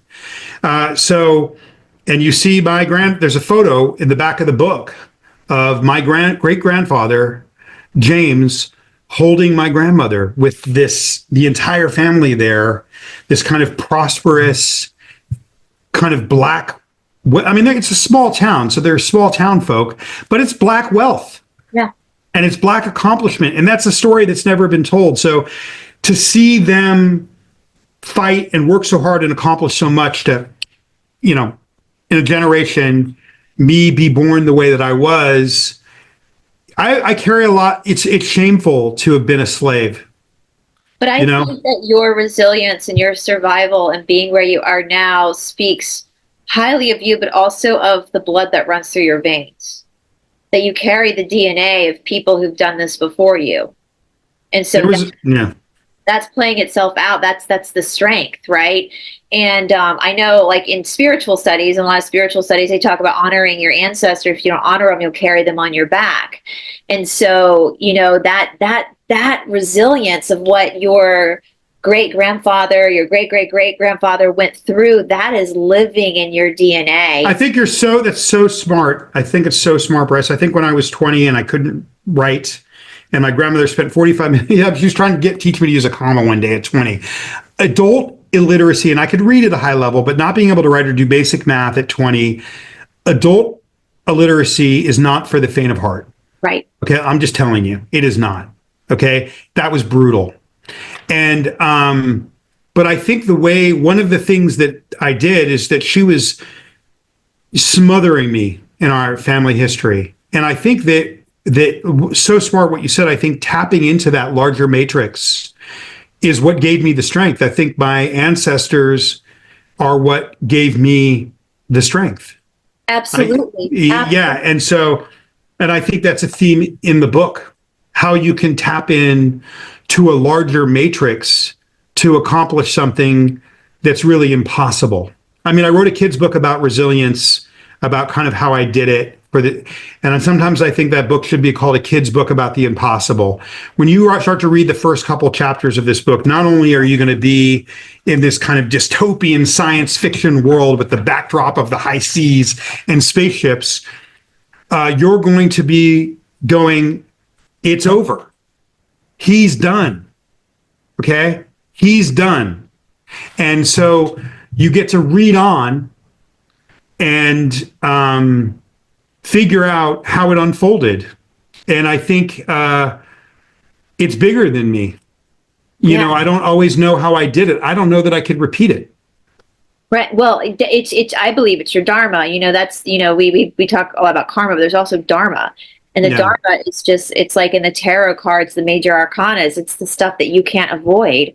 And you know, it's so interesting because one of my favorite works of literature or religious texts is the Bhagavad Gita. It's one of the most life-changing poems that I've ever read and read multiple times and done commentaries on. And it's so simple. It's such a simple story. You've got Arjuna, who's this warrior, and he's standing, and the whole story is he's standing on this battlefield and he's got to go to war against his family and his friends, like literal combat over this land. And they've been trying, his family's been trying for like 15 years to work this out without bloodshed. And now he's got to do it. And he's having this quote unquote come to Jesus moment. And Krishna, who's the avatar of God in this story, is he's having this conversation. And you would think that in the godly sense, Arjuna would be like, I don't want to do this. And Krishna, God, would be like, that's cool, let's go. But he goes, no, you got to do this. You're a warrior. This is your dharma. You have to do this. You got to buckle up, Buttercup, because this is your path. And speaking of the Bhagavad Gita, guys, I am briefly interrupting this amazing episode with Jamie Mustard to remind you guys about the Esoteric Academy. Today is your last day that you can purchase tuition to the Esoteric Academy for only $25 a month. That's so incredibly cheap. That is like the price of a drop-in class at a yoga studio. On the Esoteric Academy, we have so many courses, a course over the Bhagavad Gita, a course over the teachings of Ram Dass called Polishing the Mira, a course over Ashtanga Yoga, meditation courses, interviews from master teachers, and of course, multiple different playlists of exercise classes where I take the fundamentals of traditional yoga from my years in India studying traditional yoga, and I bring that information into the format of contemporary movement and exercise. Of course, if you've been on this channel for a while, you know that exercise is the foundation of spirituality because it involves you getting into your body, clearing out your vayus, locking in your bandhas and your perineum to pull up the kundalini energy, and of course, activating your chakras. We can talk about chakras all day until we're blue at the face, but you can't actually use your chakras unless you activate them by actually using the body and being present in the life that you're living here on planet Earth. Spirit is what you are. Cindy Ola always says this: spirit is what you are always, but human is what you're asked to be doing now in your experience in this journey on this earth. And so as until tomorrow, February 20th of 2025, we have a soft launch where we are offering our tuition at only $25 a month. If you purchase before Thursday, January 20th, 2025, you will get that discount. You will constantly be grandfathered in at $25 a month. On the 20th, it goes up to $40 a month, which is still incredibly cheap. If you would like for more information on the Esoteric Academy, there is a link down in the description box below. And just so you know, if you want to give it a shot, but you're not sure yet, we do offer you 7 days of a free trial. So you can log on for 7 days, experiment with the courses and the classes, and if you decide it's not for you, you can always cancel your membership, no problem. Now let's get back to this interview. And I mean, I tell you, like I want to comment. Yeah, sorry, to finish. No, go ahead. No, that's that. And that when I see like, the Arjuna, you know. That, I mean, it's funny. One of the things I'm most embarrassed about, like putting in the book, that when I started to write it, I was like, I'm not going to put this in the book. No one needs to know this. I can write this. And of course, all the things that I promised myself I would not put in there because they were just too wild. Okay. They're all in there. But one of the things that was like probably the most embarrassing is when I think about myself at 19 years old before I escaped, walking around the English countryside or Copenhagen, Denmark, in the middle of Copenhagen, Denmark, or Central Florida in a naval uniform. like the when I think about that, I just want to jump. I'm just like, I can't, it's so humiliating to me. Yeah. So I want to say one thing, and then I think we should talk about trauma. I would urge everyone, I'm asking it for a favor. If what I'm saying resonates with you, please go on Amazon. Hopefully you'll have the links. Oh yeah, absolutely. And pre-order the book. If there's a lot of pre-orders, then it's likely the printer will print a bigger run, which allows the book to do better when it launches. Yeah. So I think you're in for something you've never seen before. But you just know it's available for pre-order. And I would help if it launches well, it'll permeate better. And this is a message and a story that needs to be told. So if you buy that book on pre-order now, you will be helping this message of what happened to these children get to the world in 6 months in a very, very profound and powerful way just by buying the book. Okay. So, and then also, if anybody's listening to this that has a platform that would like me to talk to me about their story and their context, reach out to me. I want to get the word out. As long as you are willing to talk to me about what happened to the generations of children of Scientology in the Inner Navy, out of the Inner Navy, over multiple geographies, I will talk about anything else. And I've done some pretty cool shit. Like my first book was is on American Airlines right now, the Iconist, as part of in-flight entertainment. And the reason I even started to learn about PTSD is I got invited by Special Forces to teach them about art and communication. And it was at Fort Bragg teaching Special Forces about using art and different forms of communication that doing a lecture at JFK Auditorium. I did a separate lecture for Special Forces Psychological Operations, 175 PSYOPs soldiers, okay, that I learned about post-traumatic stress. You know, I was interested in it. I was starting to learn about the biology of it. And these two incredible colonels, I spoke to one of them today, he's become a close friend, said to me, why don't you stay an extra week and we'll teach you about post-traumatic stress. And I learned that post-traumatic stress is not a D. It's not a disorder. It's a physical injury to the body. And so there was a lot of coincidence, almost divine coincidence. Like right after I went and did this biological treatment, I go and I meet these colonels. They had never heard of it, even though Womack was doing 3,000 a year, the most advanced medical hospital in the world. The two Special Forces colonels that ran all the training for the Special Forces at Fort Bragg had never heard of it. I introduced them to do it, and now it's a major part of their work personally, these two colonels. So that brings us to the next thing, my book that came out 2 years ago. And again, I am promoting, but I'm promoting something that I think is important. Okay. Yeah, I think so too. Yeah.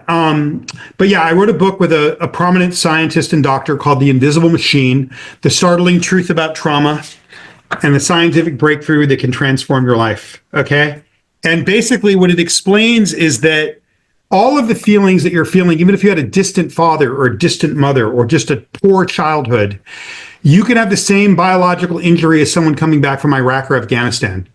The biological injury, which is just as real as a broken leg, and you can see it on a brain scan. We called the book The Invisible Machine because it's a machine that's just as real as a broken leg, but it's invisible because you can't see because it's inside your body.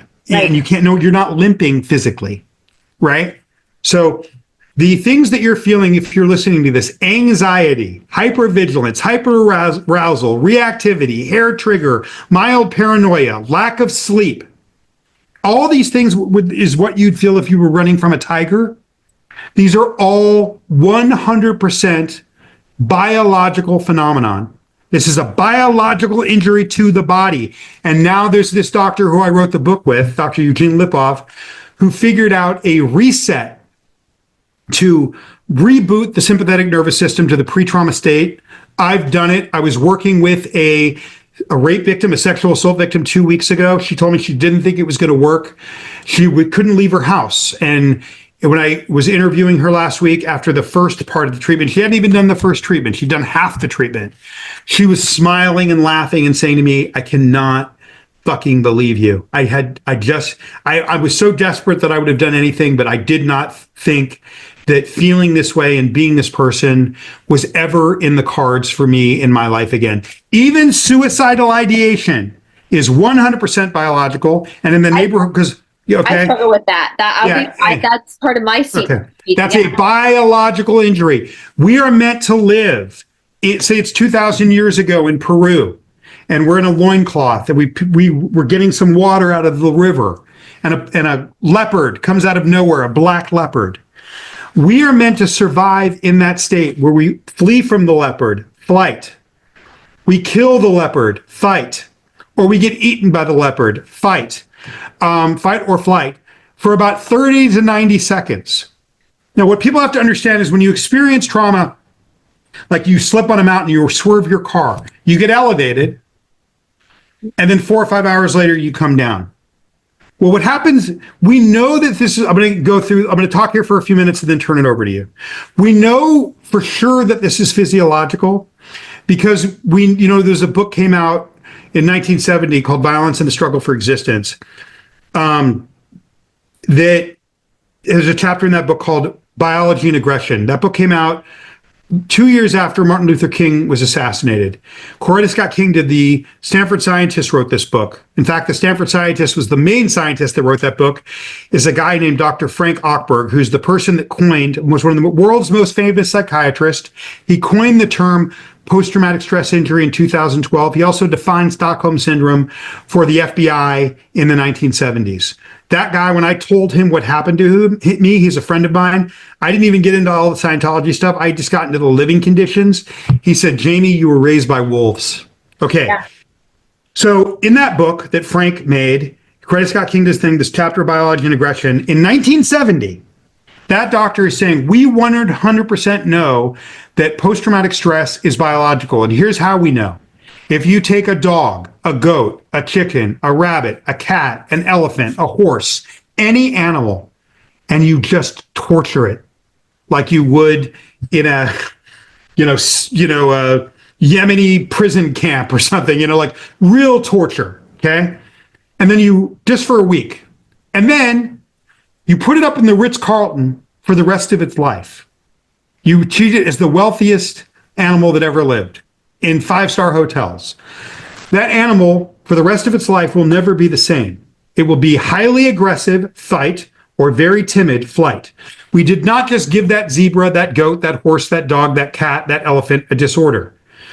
We know now that when you carry allostatic load too long, toxic stress, extreme stress, that changes the physiology like war or rape, you're not supposed to say that word, grape, or sexual assault, like grape. So, and we know how it changes the physiology, and now you can see it on an MRI, and now we know where it lives in the body. It's in your sympathetic nervous system is here. It talks to your neck, your amygdala, and we can turn it off. The doctors can turn it off, and it turns back on 15 minutes later. It's like rebooting a computer, and I can explain to you how it's working biologically, but basically it brings you back to the pre-trauma state. So so we know that it's physiological because of animals. We're not giving them, and it's always the same symptoms. If you're listening to this, I just said all your symptoms: anxiety, hypervigilance, hyperarousal, reactivity, hair trigger. Sound familiar? That's not because you're crazy. It's because you have this biological injury, which in a jungle full of tigers, it would be good for you to have that injury. It would keep you alive. But not in the middle of Atlanta, Georgia. Not in the middle of Atlanta, Georgia. And that is, I think, the reason that I studied this stuff falsely in my childhood. I studied all of, Hubbard's theory of what causes people to have all these fears and neuroses and anxieties, and which I don't think it's not correct. But because I'd had that indoctrination from such a young age, when I was at Fort Bragg, and this guy named Jeff Dardia showed me the actual mechanism, the Health Initiative Task Force, the head of the Health Initiative Task Force. I was doing a post-traumatic stress meeting, and I saw those symptoms, which in the military they call operator syndrome.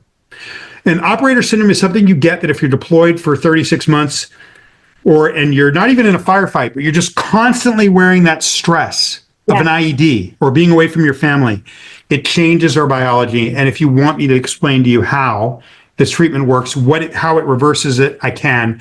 But I just want people to know, we told you this harrowing story of my childhood, and then I do become me. So it is a story of triumph. If I had not had that experience, and this is over to you, Bryce, I would have never written The Invisible Machine. My hell, my going to hell and back was the only reason I was able to recognize that this treatment, which has been around for 20 years, which Obama endorsed, the Navy, the military does probably 20,000 of these a year, there's now clinics being open all over the world, that it needs to get out of the extreme and go into the living room. Yeah. That's why I wrote the book, and I would have never recognized it if I had not been to hell. Well, I 100%, to ask for help when you realize you need help, that's a sign of strength, not weakness.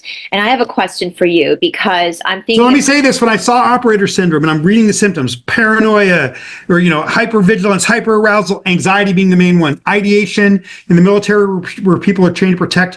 If you feel like you're going to die every second, you're going to want to die. Okay. Yeah. Or you're about to die. That's what this thing is telling your system. In the neighborhoods where I grew up, where life is cheap, then homicide and violence are also part of this injury. Okay. When I saw those symptoms, there's like lack of sleep. You can't sleep if the tiger's chasing you. 25% of the kids coming back from war, Afghanistan and Iraq, have ED. You can't have sex, or you can't fuck if the tiger's chasing you. Okay. So I see these symptoms, right? Which is people coming back from war. Jeff Dardia, right after this post-traumatic stress meeting.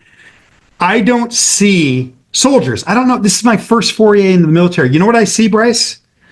I see the kids. No, I actually saw the kids I grew up with in the Inner Navy, or kids I grew up with in Hubbard's movement, in Scientology, and I see Mexican immigrants, because I grew up in Mexican neighborhoods.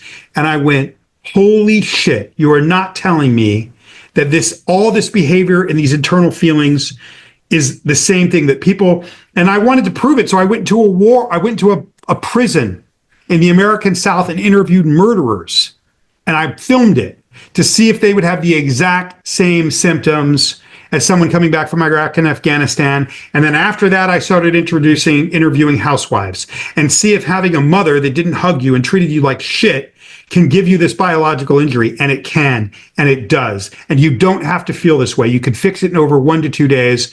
And you should contact me on Instagram, and I will refer you to a clinic. Below, guys. Yeah, and I will refer you to about this, because I'm thinking about myself, and I know I have a lot of people that are probably in the same boat. So I was born into abuse. You wouldn't know it looking from the outside looking in, but everywhere around me was a narcissistic system. My parents, my school, the school I went to, a private school, has been under mask. There's been a lot of lawsuits at it now. And when I first started going to therapy, I like you, I heard you say in an interview that you laughed. I don't have to. I was like, what do you mean I have complex post? What are you talking about? I didn't realize. So I started having night terrors, running in my sleep when I was a child. And it still happens at 42. If I'm by myself, I have to lock the bedroom door to make sure I don't leave, because I'll leave. I've woken up by myself, and I didn't realize that wasn't normal. And when I went, you don't know how many people with nightmares told me they did the treatment, and it's not like I get paid when you do the treatment. I'm not making any money off of this. You just want to help people. Yeah. I haven't made that book. That book has cost me more money than it's made me. Okay, just so you know. Okay. Service to others, trying to help people. Yeah. I can't tell you how many people have told me that they had nightmares their whole lives, night terrors their whole lives. They did the treatment, nothing. Well, and so what I want to ask you too is, so in your situation, you were born into stress. in my situation, I was born into stress. A lot of people were born into stress. Like, I know that my first injury from trauma happened before I probably even could speak words. So I don't know. And I've always said this, going through EMDR, all that kind of stuff. I don't know what my baseline is, because it's such a great question, because when I first found out about this treatment and I braved COVID to fly to Chicago and do this like vanilla sky type treatment, like tech support, like it was very unusual for me to do something like that. I was nervous it wasn't going to work for me, because this started when I was born and I had no baseline. Yeah. But it worked for me. Okay. And it is, simply put, the most important and transformational thing I've ever done in my life. I wouldn't be able to be standing here or sitting here talking to you about what happened to me, even in vague reference, if I had not had done this treatment. Like, literally, there was 2 times in my whole life that I even looked at it. One time when I was in the movement, trying to solve something with my mother, who was in the movement in my 20s. And the person that was counseling us asked me, well, what happened? And I started to talk about it. And it was like a serpent came out of me. And I went and I put it away very quickly. And I thought, I'm never going there again. And then years later, I was in love with a girl that I met in London, and she wanted to, we were talking about the relationship. I was nervous about it, and I had not told her. And we went to the top of that mountain in Palm Springs where you take the tram, and I told her, and the serpent was there.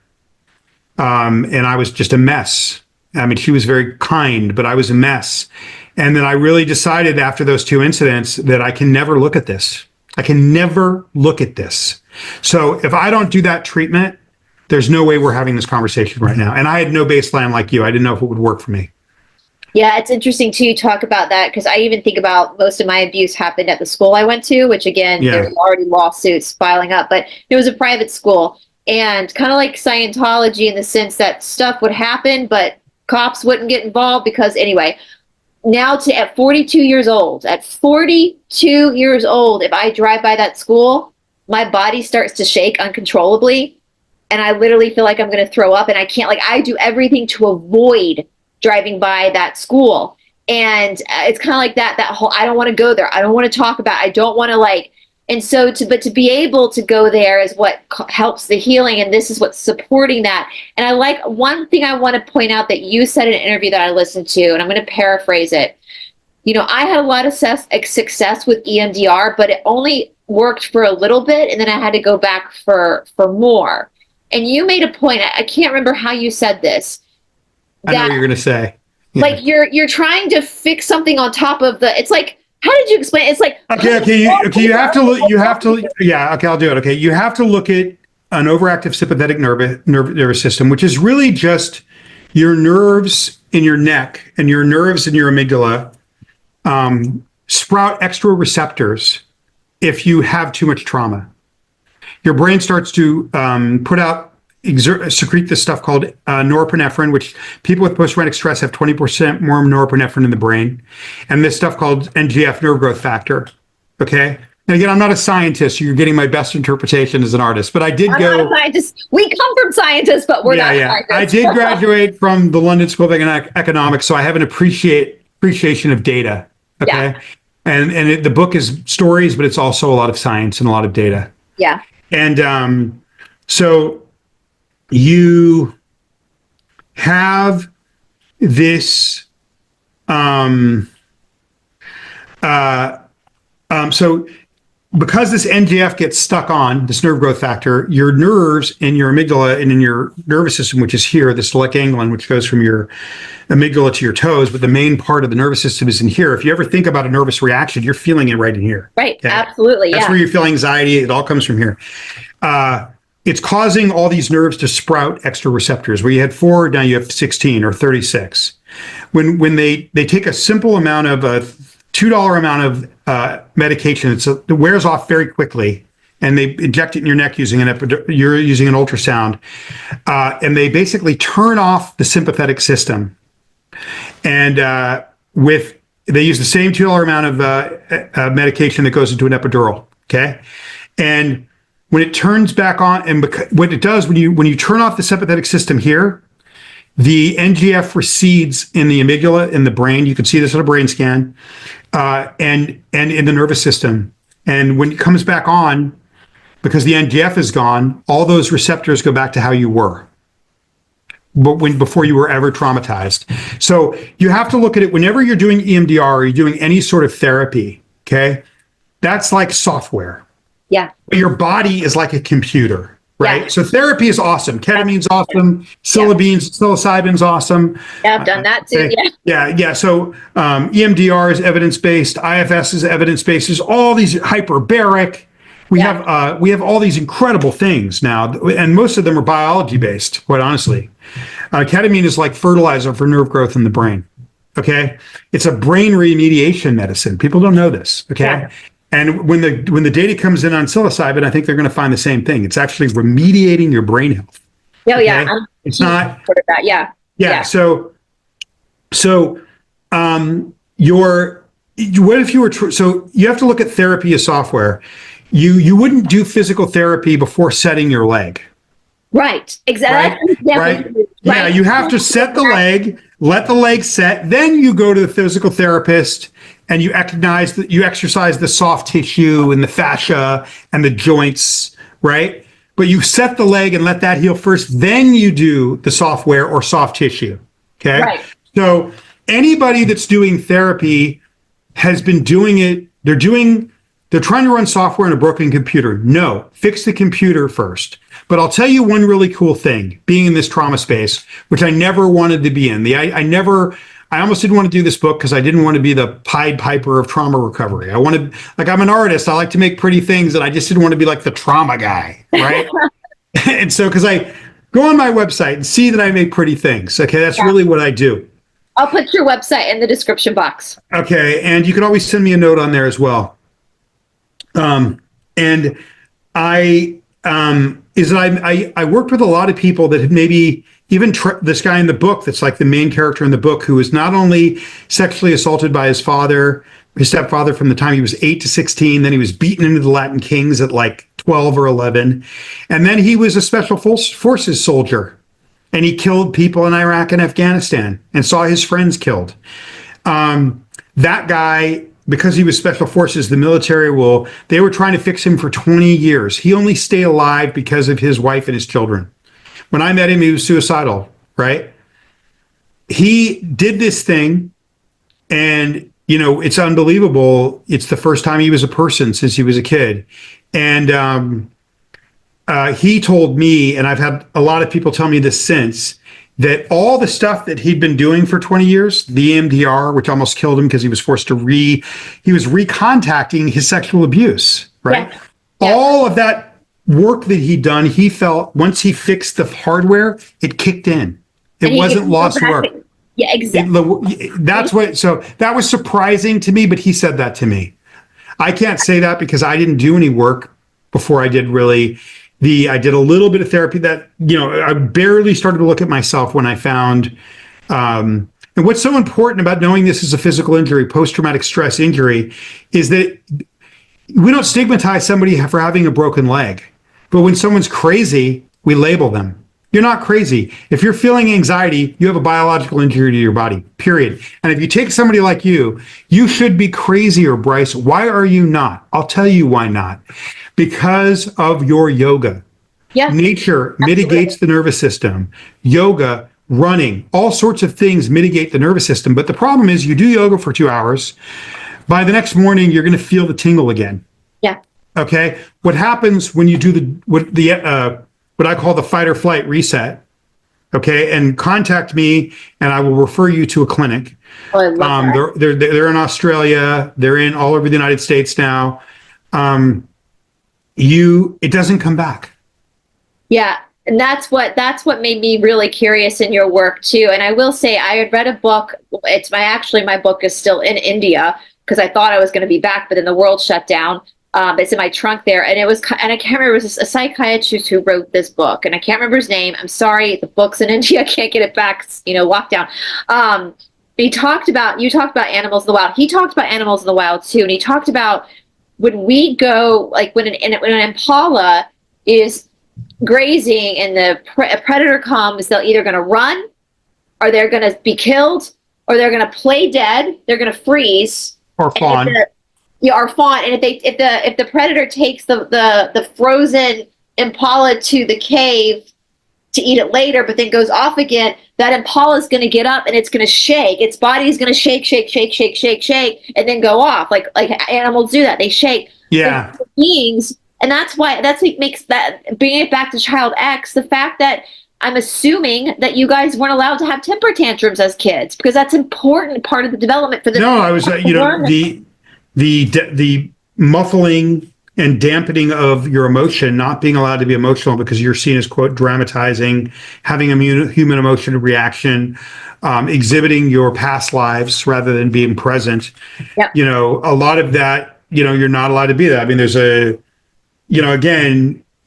is stuff that was written doctrine, and some of it was specified for children. And if you read the book, you'll see your mouth will fall open. For me, I've spent most of my life thinking that was normal. When it's all you don't have a comparison. I had to get older, and I had to be seeing my nephew 10 years ago at 19 and helping him with college and seeing him as a child. Yeah. Oh, absolutely. Isn't it amazing when you look, they're so young. Well, even like what you're saying too, like even for me who grew up, and I'm just relaying this to the audience, like when I was a child, if I got upset about something, I was told to cowgirl up. Or if I went to go tell my parents that something made me uncomfortable or wanted to talk about like inappropriate stuff going on with an adult, because that happened to me, I was told not to rock the boat. So I learned to shut up.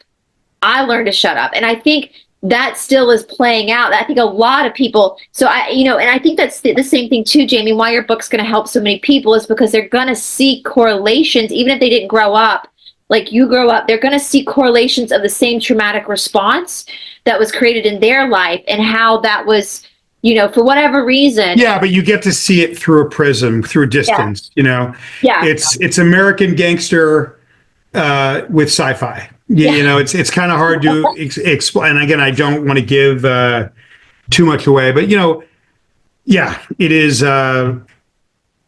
is quite something. And I don't, any sort of negative event before I did this treatment, I would feel like a jolt of tingles go through my body. If I got a bad piece of mail, if I got a phone call I didn't want, I was opening a bill that I thought might be too high, it would take over my entire body. I don't have those feelings anymore. I could get a bad news. It's not a lobotomy. You still have a nervous system. I can get a little elevated and then I'm back to normal. Or sometimes the jolt is gone forever. The jolt has never come back. One of the things, the only downside to this thing is after six months, you forget you were the way before. You can become inured and you go, did this thing really work? So you have to train yourself to remember how you were a year ago, because you'll get used to the new you. And you'll forget. So somebody like you that's doing yoga every day, you're able to do well, Bryce, in my opinion, because you're mitigating your nervous system every day. But most people are not like you. No, yeah. So, and then you have to think it's compounded for this reason. Nature built in some natural ways for us to mitigate the nervous system. One of the most powerful things that creates resilience, that mitigates the nervous system, is nature. When we're around animals and we're around nature, we're present. But if you look at modern society, and Gabor Mate just wrote about this in his book, The Myth of Normal, I'll put it this way. We live in these synthetic environments, not around nature. We get into a synthetic mobile environment to go to a third synthetic environment where we spend 8 or 9 hours to get back into another synthetic thing, to come back to another synthetic thing with concrete all around us. So our evolutionary biology for 50, 100,000 years is designed for if we do get an overactive sympathetic, which is a good thing to have if there's tigers in that jungle everywhere. It's not great if you're sitting around, watching Netflix, eating a salad, okay, or drinking some tea. and you're like, I'm really uncomfortable right now and I don't know why. Okay. Yeah. That if you're in nature, even if you have an overactive sympathetic, that's going to be greatly reduced by animals, by trees, by plants, by waters, by ocean. Okay. And so this move from an agrarian culture, hunter-gatherers, agrarian, even when we were, agrarian 300 years ago, before the first industrial revolution, we're in nature. Yeah. If in 100,000 years of evolution, we're talking about a change that's only 100, 200 years old.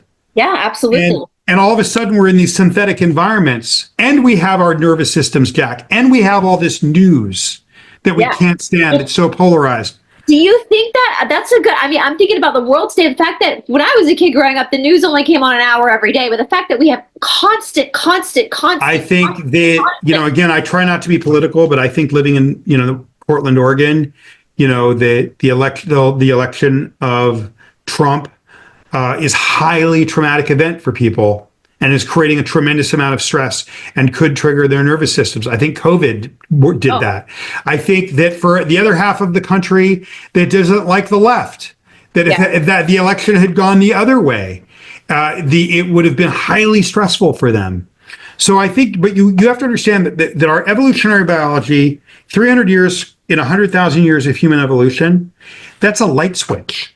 We're not biologically equipped to live in urban environments and have a nervous system. So you've jacked your nervous system, and then, you're a yoga instructor. You've traveled all over the world, but if you're not or you're not a long distance runner, you've taken away the one thing in the that soothes the nervous system, nature and animals. So now you're jacked 365, 7 days a week, a tiger's chasing you, and there's no mitigation.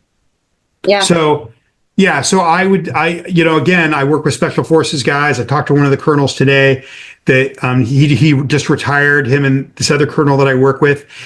I think after they met me and they figured out what this thing did, we took a cohort from Fort Bragg to Chicago. It's now probably 50% of their work is spent funding fight or flight resets of the sympathetic nervous system. They saw it work, and they went from like, Jamie, this sounds like a bunch of bullshit, right? To now that both these guys work for a charity full time. All they do is treat military who are transitioning from the military to regular life. And they raise a tremendous amount of money. They're incredibly successful, these two colonels. And I would say 50% of their work is providing this treatment because it's so extraordinary. Read the book, The Invisible Machine, and Child X. It's because it's so extraordinary. It's become 50% of their work to raise money and to provide this for the military, people leaving the military and their families. I just treated a kid I grew up with and his child, his 12-year-old child. Maybe he's not 12. Maybe he's 11. I don't know. But that's a good deal. My nephew, when you're at that age, they want those years. I'm 42. I'll be 32. I'd be great with it. Yeah, there you go. Yeah. So that feeling of that constantly being on and never being able to settle, that is a biological injury to your body. It's as real as a broken leg, and you can get that thing reset over 1 to 2 days, depending on when your trauma occurred. And there's probably a clinic near you that I can refer you to. So you guys, I just think that you were right. We are living in such turmoil. I think about with the politics that regardless of what side you're on, when I was a kid, people, Democrats and Republicans hung out all the time, but we're so triggered now that it's turned into this constant battle. And I think you're right. I think a lot of it has to do with our biological injuries that we're not recognizing. And it made me think of the Menendez brothers, everything they went through as children. No wonder they reacted the way they did, and they thought it was their only option was to actually unalive their parents when they had been abused so much as children. Their body was biologically injured. Bryce, it's so smart. And that's so smart. And again, because I saw Mexicans and the projects and the places where I grew up, when I first saw that thing of operator syndrome, I called the doc because that was a psychological condition. Dr. Lipoff is friends with Chris Frew, who outlined operator syndrome, what you get from only toxic stress. You're never in a firefight. They have a thing, operators come back with this thing called operator syndrome that is caused by stress alone. I'm looking at these symptoms. I don't have any affiliation with the military. I go, oh my God. I called the doctor. I said, do you know what operation syndrome is? He said, yeah, I'm friends with Chris Frew, the guy that wrote about it. I said, it's an overactive sympathetic. And there was a long pause. And Dr. Lipov, who was the discoverer of this procedure, he went, oh my gosh, Jamie, I never thought about it. You're so right. Okay. And, but let's take it even a step further. Okay. What you just described. Say I'm a poor black kid that grows up in the projects, poverty. There's no way you grow up in inner city poverty and you don't have this injury. It's impossible. Right. Okay. I mean, I think you could grow up subsistence in rural Kenya and be fine. You don't have comparison culture.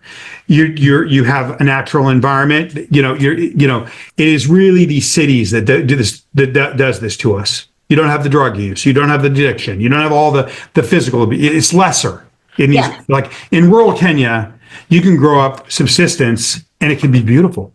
Right. Exactly. Okay? But say you grow up poor in the projects like me or somebody in New York or Chicago or Philly, and you're going to have this injury and you're driving your car and I'm a black guy. Okay. And now there's a white cop who's been doing this job for 20 years or even say 10 years. Every time that police officer is a first responder, they've seen dead bodies. They never know if that next person, they had stories of their friends who pulled somebody over and got killed. They never know if that next person they pull over is going to be the one that kills them. Okay. And then you have otherism. So this white cop who means well has this injury in their neck, telling their amygdala that even the slightest situation is life or death. And it's a traffic ticket. Yeah. Now, this black kid has just been pulled over because they're getting a traffic ticket, which is not a life, death, or death situation. Cops pulling him over for a traffic violation. All of a sudden, both of these veins and these nerves in their neck are lying to their brains, telling them that a innocuous situation is a life or death situation. And one of them goes to prison and one of them goes to the morgue. And we see so much of this stuff and we call it other things. But I honestly believe anybody that would do this treatment would say, it's our physiology that is causing us to destroy each other. This injury. It's why world leaders do this crazy shit that we can't understand. It's why they gas their own people. This thing is responsible for so many things that we want to believe are mental conditions or mental disorders. I asked Daniel Amen one time, what percentage of people on psychotropic drugs, I asked him on camera, are walking around that really just have a sympathetic nervous issue or a brain health issue? But they're on a psychotropic drug. And he said 85%. Wow. Okay. Yeah. And so so I do believe there's a huge criminal justice component to the invisible machine, because I went into a prison in the American South and I interviewed a murderer who committed an impulse murder when he was 20, who grew up in the projects. And he had all the same symptoms as that was in Henrico, Virginia, 5 hours away from where I was interviewing war heroes in Fayetteville, North Carolina. Exact same symptoms, because it's a physical injury. Yeah. And so when they're at their baseline, so if everybody was reset to their baseline, most of the world would probably be in peace, because there's a moment in the book where I asked this murderer, and I'm turning it into a film. I stopped to write Child X, and we ran out of money, but I want to start it again because I think it could be ultimately important. I think they both could be together. Like, I think these books are like, that's why I wanted to. Yeah. I interviewed a guy that was in jail for murder. He'd been there for 30 years in Virginia, and a really brilliant guy. And I asked him, I was telling him about the treatment. We were going through the symptoms. And when I tell people that grew up in working class or poor about this thing, they always get it faster than middle class people. Yeah. When I say it's a biological injury, they don't question it. They just instantly, they're like, that makes total sense, right? So I'm explaining it to this guy, and he goes, I believe you, I want it. And I said to him, what do you think would happen if this was true and the whole world could do it? This is in the book. What that guy says, this black dude who's in jail for murder, for life in prison, what he says in the book, it just makes your heart stop. What he thinks the world could be if we all had this. And I remember one time when I was in Chicago filming, and I took one of those boat tours. And, I was, people always, and some woman and her boyfriend started talking to me, and they were from, another town in Virginia. And she's like, well, what do you do? And why are you in Chicago? Because we're both on this tourist thing. And I started explaining the biological injury. And this woman on this architecture trail that goes through the river, goes through the lock in Chicago, where, we've gone through the lock, we're on that massive, is it Lake Michigan, that giant lake that goes to Canada? Yes. Yeah. And I start telling her about how it's a biological injury and how it works. And this woman, this middle-class woman, bursts into tears and she starts sobbing. And I'm just like, oh my God, what's going on? And she says, I said, are you okay? And she said, my brother, it was, I think, her older or younger brother. She's, my brother was murdered by his best friend when he was 20. The guy's still in jail. And I forgave him. He slept with his girlfriend. And I forgave, his best friend killed him, stabbed him in the knife with a neck. And he says, I forgave him, and my family will not forgive me for forgiving him. But and she knew. But and this she was says, not him, really. Yeah, she knew that. Yeah, and so if we have a nation of laws based off of intent, so if we have a huge part of our populace, first responders of all shapes and colors, poor people of all shapes and colors, the majority of America is white. So the majority of the poor are white. The majority of people that have this injury are white. Okay, so walking around, with this injury, and they're doing things where they're acting as if they're under a life or death circumstance. If they didn't feel they were under a life or death circumstance, would they commit the same crimes? Our laws are based off of intent. And if this biological injury can be proved that our biology is lying to us, then we didn't have the intent to do these things. We need to understand what is going on in the body. Okay? I think that's a game changer. I think that would a lot of racism. I think our perceived racism. I would think it would end a lot of perceived bigotry because we're putting labels on things that aren't actually that. Really, it's something. We all have otherism inherently ingrained in our bodies, and if we didn't have skin color, we would do it because of face paint. In India, they all look the same, and they do it according to caste. It's the same shit. Absolutely, yes. It's the same shit. And so what having an overactive sympathetic does, being stuck in fight or flight, is it amplifies otherism, and it amplifies, polarizes people. Well, it goes back to that thing about why does Scientology stand out more than other cults? It's because it's an otherism. It's not familiar, and so it's a perceived threat. And so but then it all ties in. So this is brilliant. I'm going to definitely put, you guys, I will put all of Jamie's contact, his Instagram, is that and your website down? Yeah, follow me on Insta, and I will get you, and if you want, and I'll refer you to a clinic. There's the Stella Center, which has clinics all over America and Australia, but there's less expensive clinics that are not part of that network as well. And so I could save you some money depending on where you are, and okay. I know we're almost like about 2 hours. I could talk to you all day, Jamie, because this was so. I hope we didn't go too long. No, I love it because I love it because I could literally talk to you all freaking day, but I want you to come back. I really want you to come back. I want to hear more about your family. I want to hear more about other things too, because I think your life is just so fascinating. Now, again, guys, please, if you have a podcast or a channel and you want to get Jamie on your channel to help promote this work, because this is about really saving the world, then please reach out to him. I'm going to have the Instagram, the website. If for some reason you can't get a hold of him, email me at esotericatlanta@gmail.com, and I will get you in touch with Jamie, because I've got Jamie set up with other people too, but this is so important, guys. I really, we're at this crucial time in our timeline. We are, if you do follow astrology, we are going from Pisces to Aquarius. So there's always going to be friction when that happens. But I think in order for us to course correct and bring humanity together into a more harmonious existence, we have to understand each other, and we are more alike than we are different. And Thank you so much for saying that. I will say this about my last words will be this. Absolutely. Go ahead. Child X, and then you finish. But Child X is a staggeringly unique and powerful story. Okay. This is my big push right now is Child X will introduce people to the invisible machine. Okay. Absolutely. And in a more powerful way than even the stories in the invisible machine. Because if you think about it, if I have had this extraordinary kind of like almost Gumpian life, right? I have, okay? It's not because I chose it.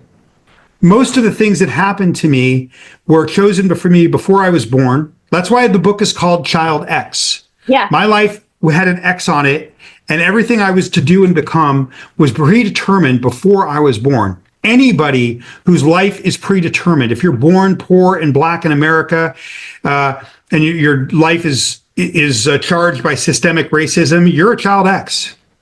Your life, any time where there's predeterminism, yeah, right? And that's why I don't like the idea of telling about systematic racism to young kids of poverty. If someone had told me that when I was 7, I wouldn't try anything that's predeterminist. Anybody whose life has been predetermined for them is a Child X. Yeah. And God, what was I just saying? It was the most important part. So if I don't, so I was a twig. When you read this story of what this kid went through, it's hard to believe that it even happened in real life. If it had been written as fiction, it would be unbelievable.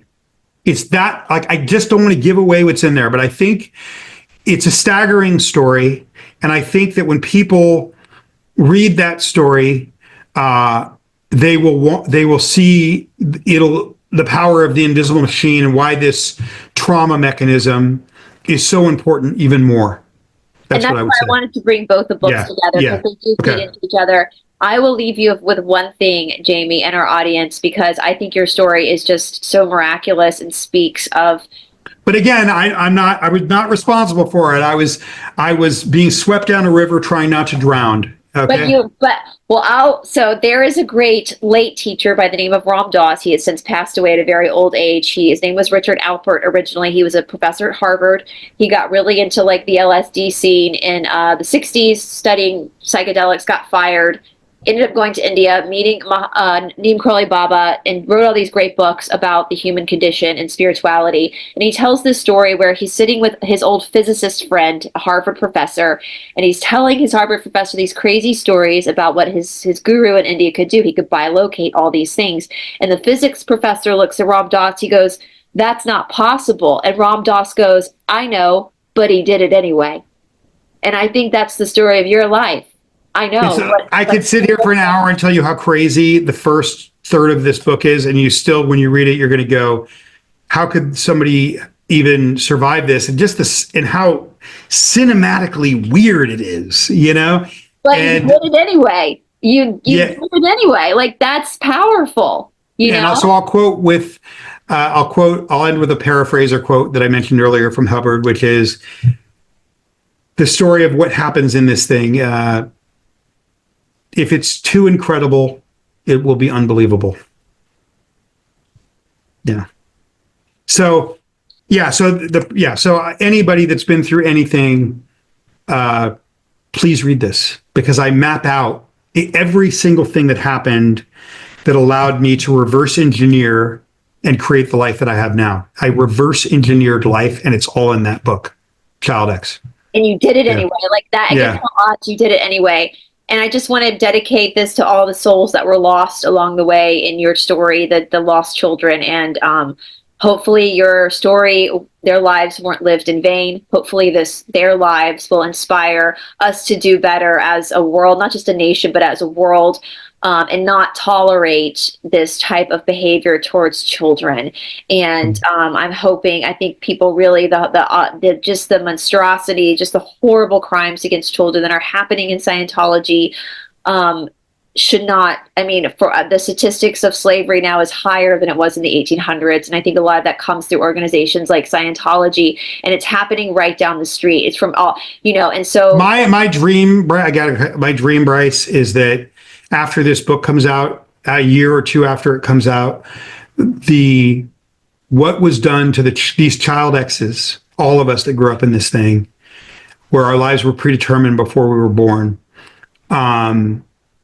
that story becomes the greatest crime and egregious 100%. thing that Scientology, that is what Scientology is known for. That is the purpose of why I wrote it. That would be the only reason that I would truly was able to overcome the shame of what I lived through and still experience, was because I want the story, the untold story of what happened to these kids to be told. 100%. Now is the time. You're striking while the iron's hot. We hear that the Epstein client list is hopefully going to be released in March to the public. We've got the Diddy case coming up. I think now is the time. People want to know what is going on. Who is responsible for hurting children? It's not about we want to know who's responsible. We want to protect these children. And so if we're going to be fighting to protect these children that have been subject to people like Epstein, we also have to be equally invested in fighting children down the street at the org, with Scientology, and be aware of what's happening in these neighborhoods with these children in these kooky religions. Like, these are children and they're innocent and they're being just as abused as these other children. And so we need to absolutely share the story. Knowledge is power, knowledge protects, and knowledge is infinite. And so we need to this needs to be common language. People need to not be shocked by this anymore, but know that it's going on so that it can't go on anymore. And people like David Miscavige and all the people that are responsible, who know these children are being hurt, who know that this isn't right, they need to be held accountable, because this is not okay. These are babies. These are babies, and they deserve to be loved, and they deserve to be given a fair shot at life. And I applaud you, Jamie, for writing this. I know this was tough. I know it's hard to put yourself out like that and to expose the vulnerable parts of your life. But I think that your story not only is going to help vindicate those that were with you, but will hopefully prevent more from coming in the future. Yeah, and people should understand most of the people in Scientology are good people. I think that I absolutely and that it's really the criminals in Scientology, which is not all the people of Scientology that need to be held accountable for this. Yeah. And and David Miscavige is not the only one. Absolutely. I don't know all the people, but no, and we don't have to name anybody, but but I'm just saying, I just thank you for getting it. Absolutely. Listen, as Ram Dass again would say, we're all just walking each other home. We are all just walking each other home, and we need to protect each other, and we need to love each other, and we are all the human condition suffering. That's why art is popular around the world. Doesn't matter where you come from, we all connect on that human level, and that the opposite of the suffering is the resilience and the strength. Where there's darkness, there's also that much light. And so we need to be that. And if you, for heaven's sake, you guys, no matter where you live in the world, if you see a fucking 8-year-old child on a bus, okay, walking around. It was a different time too. It was a different time. There's things we had paddling in schools back then, and we didn't have seatbelts for a lot of people. So you can't always judge everything by those standards. But I know. But still, but that was, yeah. And again, I reverse. It shows how I reverse engineered things to overcome that, and all the different angels that helped me along the way. Because I don't believe there's a true meritocracy in the world, and I don't believe that anybody can pull themselves up by their bootstraps. Yeah, you need help. Angels helped me, and I took advantage of it. When they came, I took advantage of their help and their kindness. And we all have that around us somewhere, but we can't always see it. And hopefully this book will help people to see it. Absolutely. And I thank you for sharing your story, Jamie, and I hope you'll come back. And this was amazing. Anytime. Anytime. Oh, I love it. And you guys, I know he's going to be doing some other shows too. I'll keep it a secret for now, but of course I will share those on my community tab once those go up as well. And yeah, please follow Jamie, you guys. Please, let's get this story out. Again, we're all just walking each other home.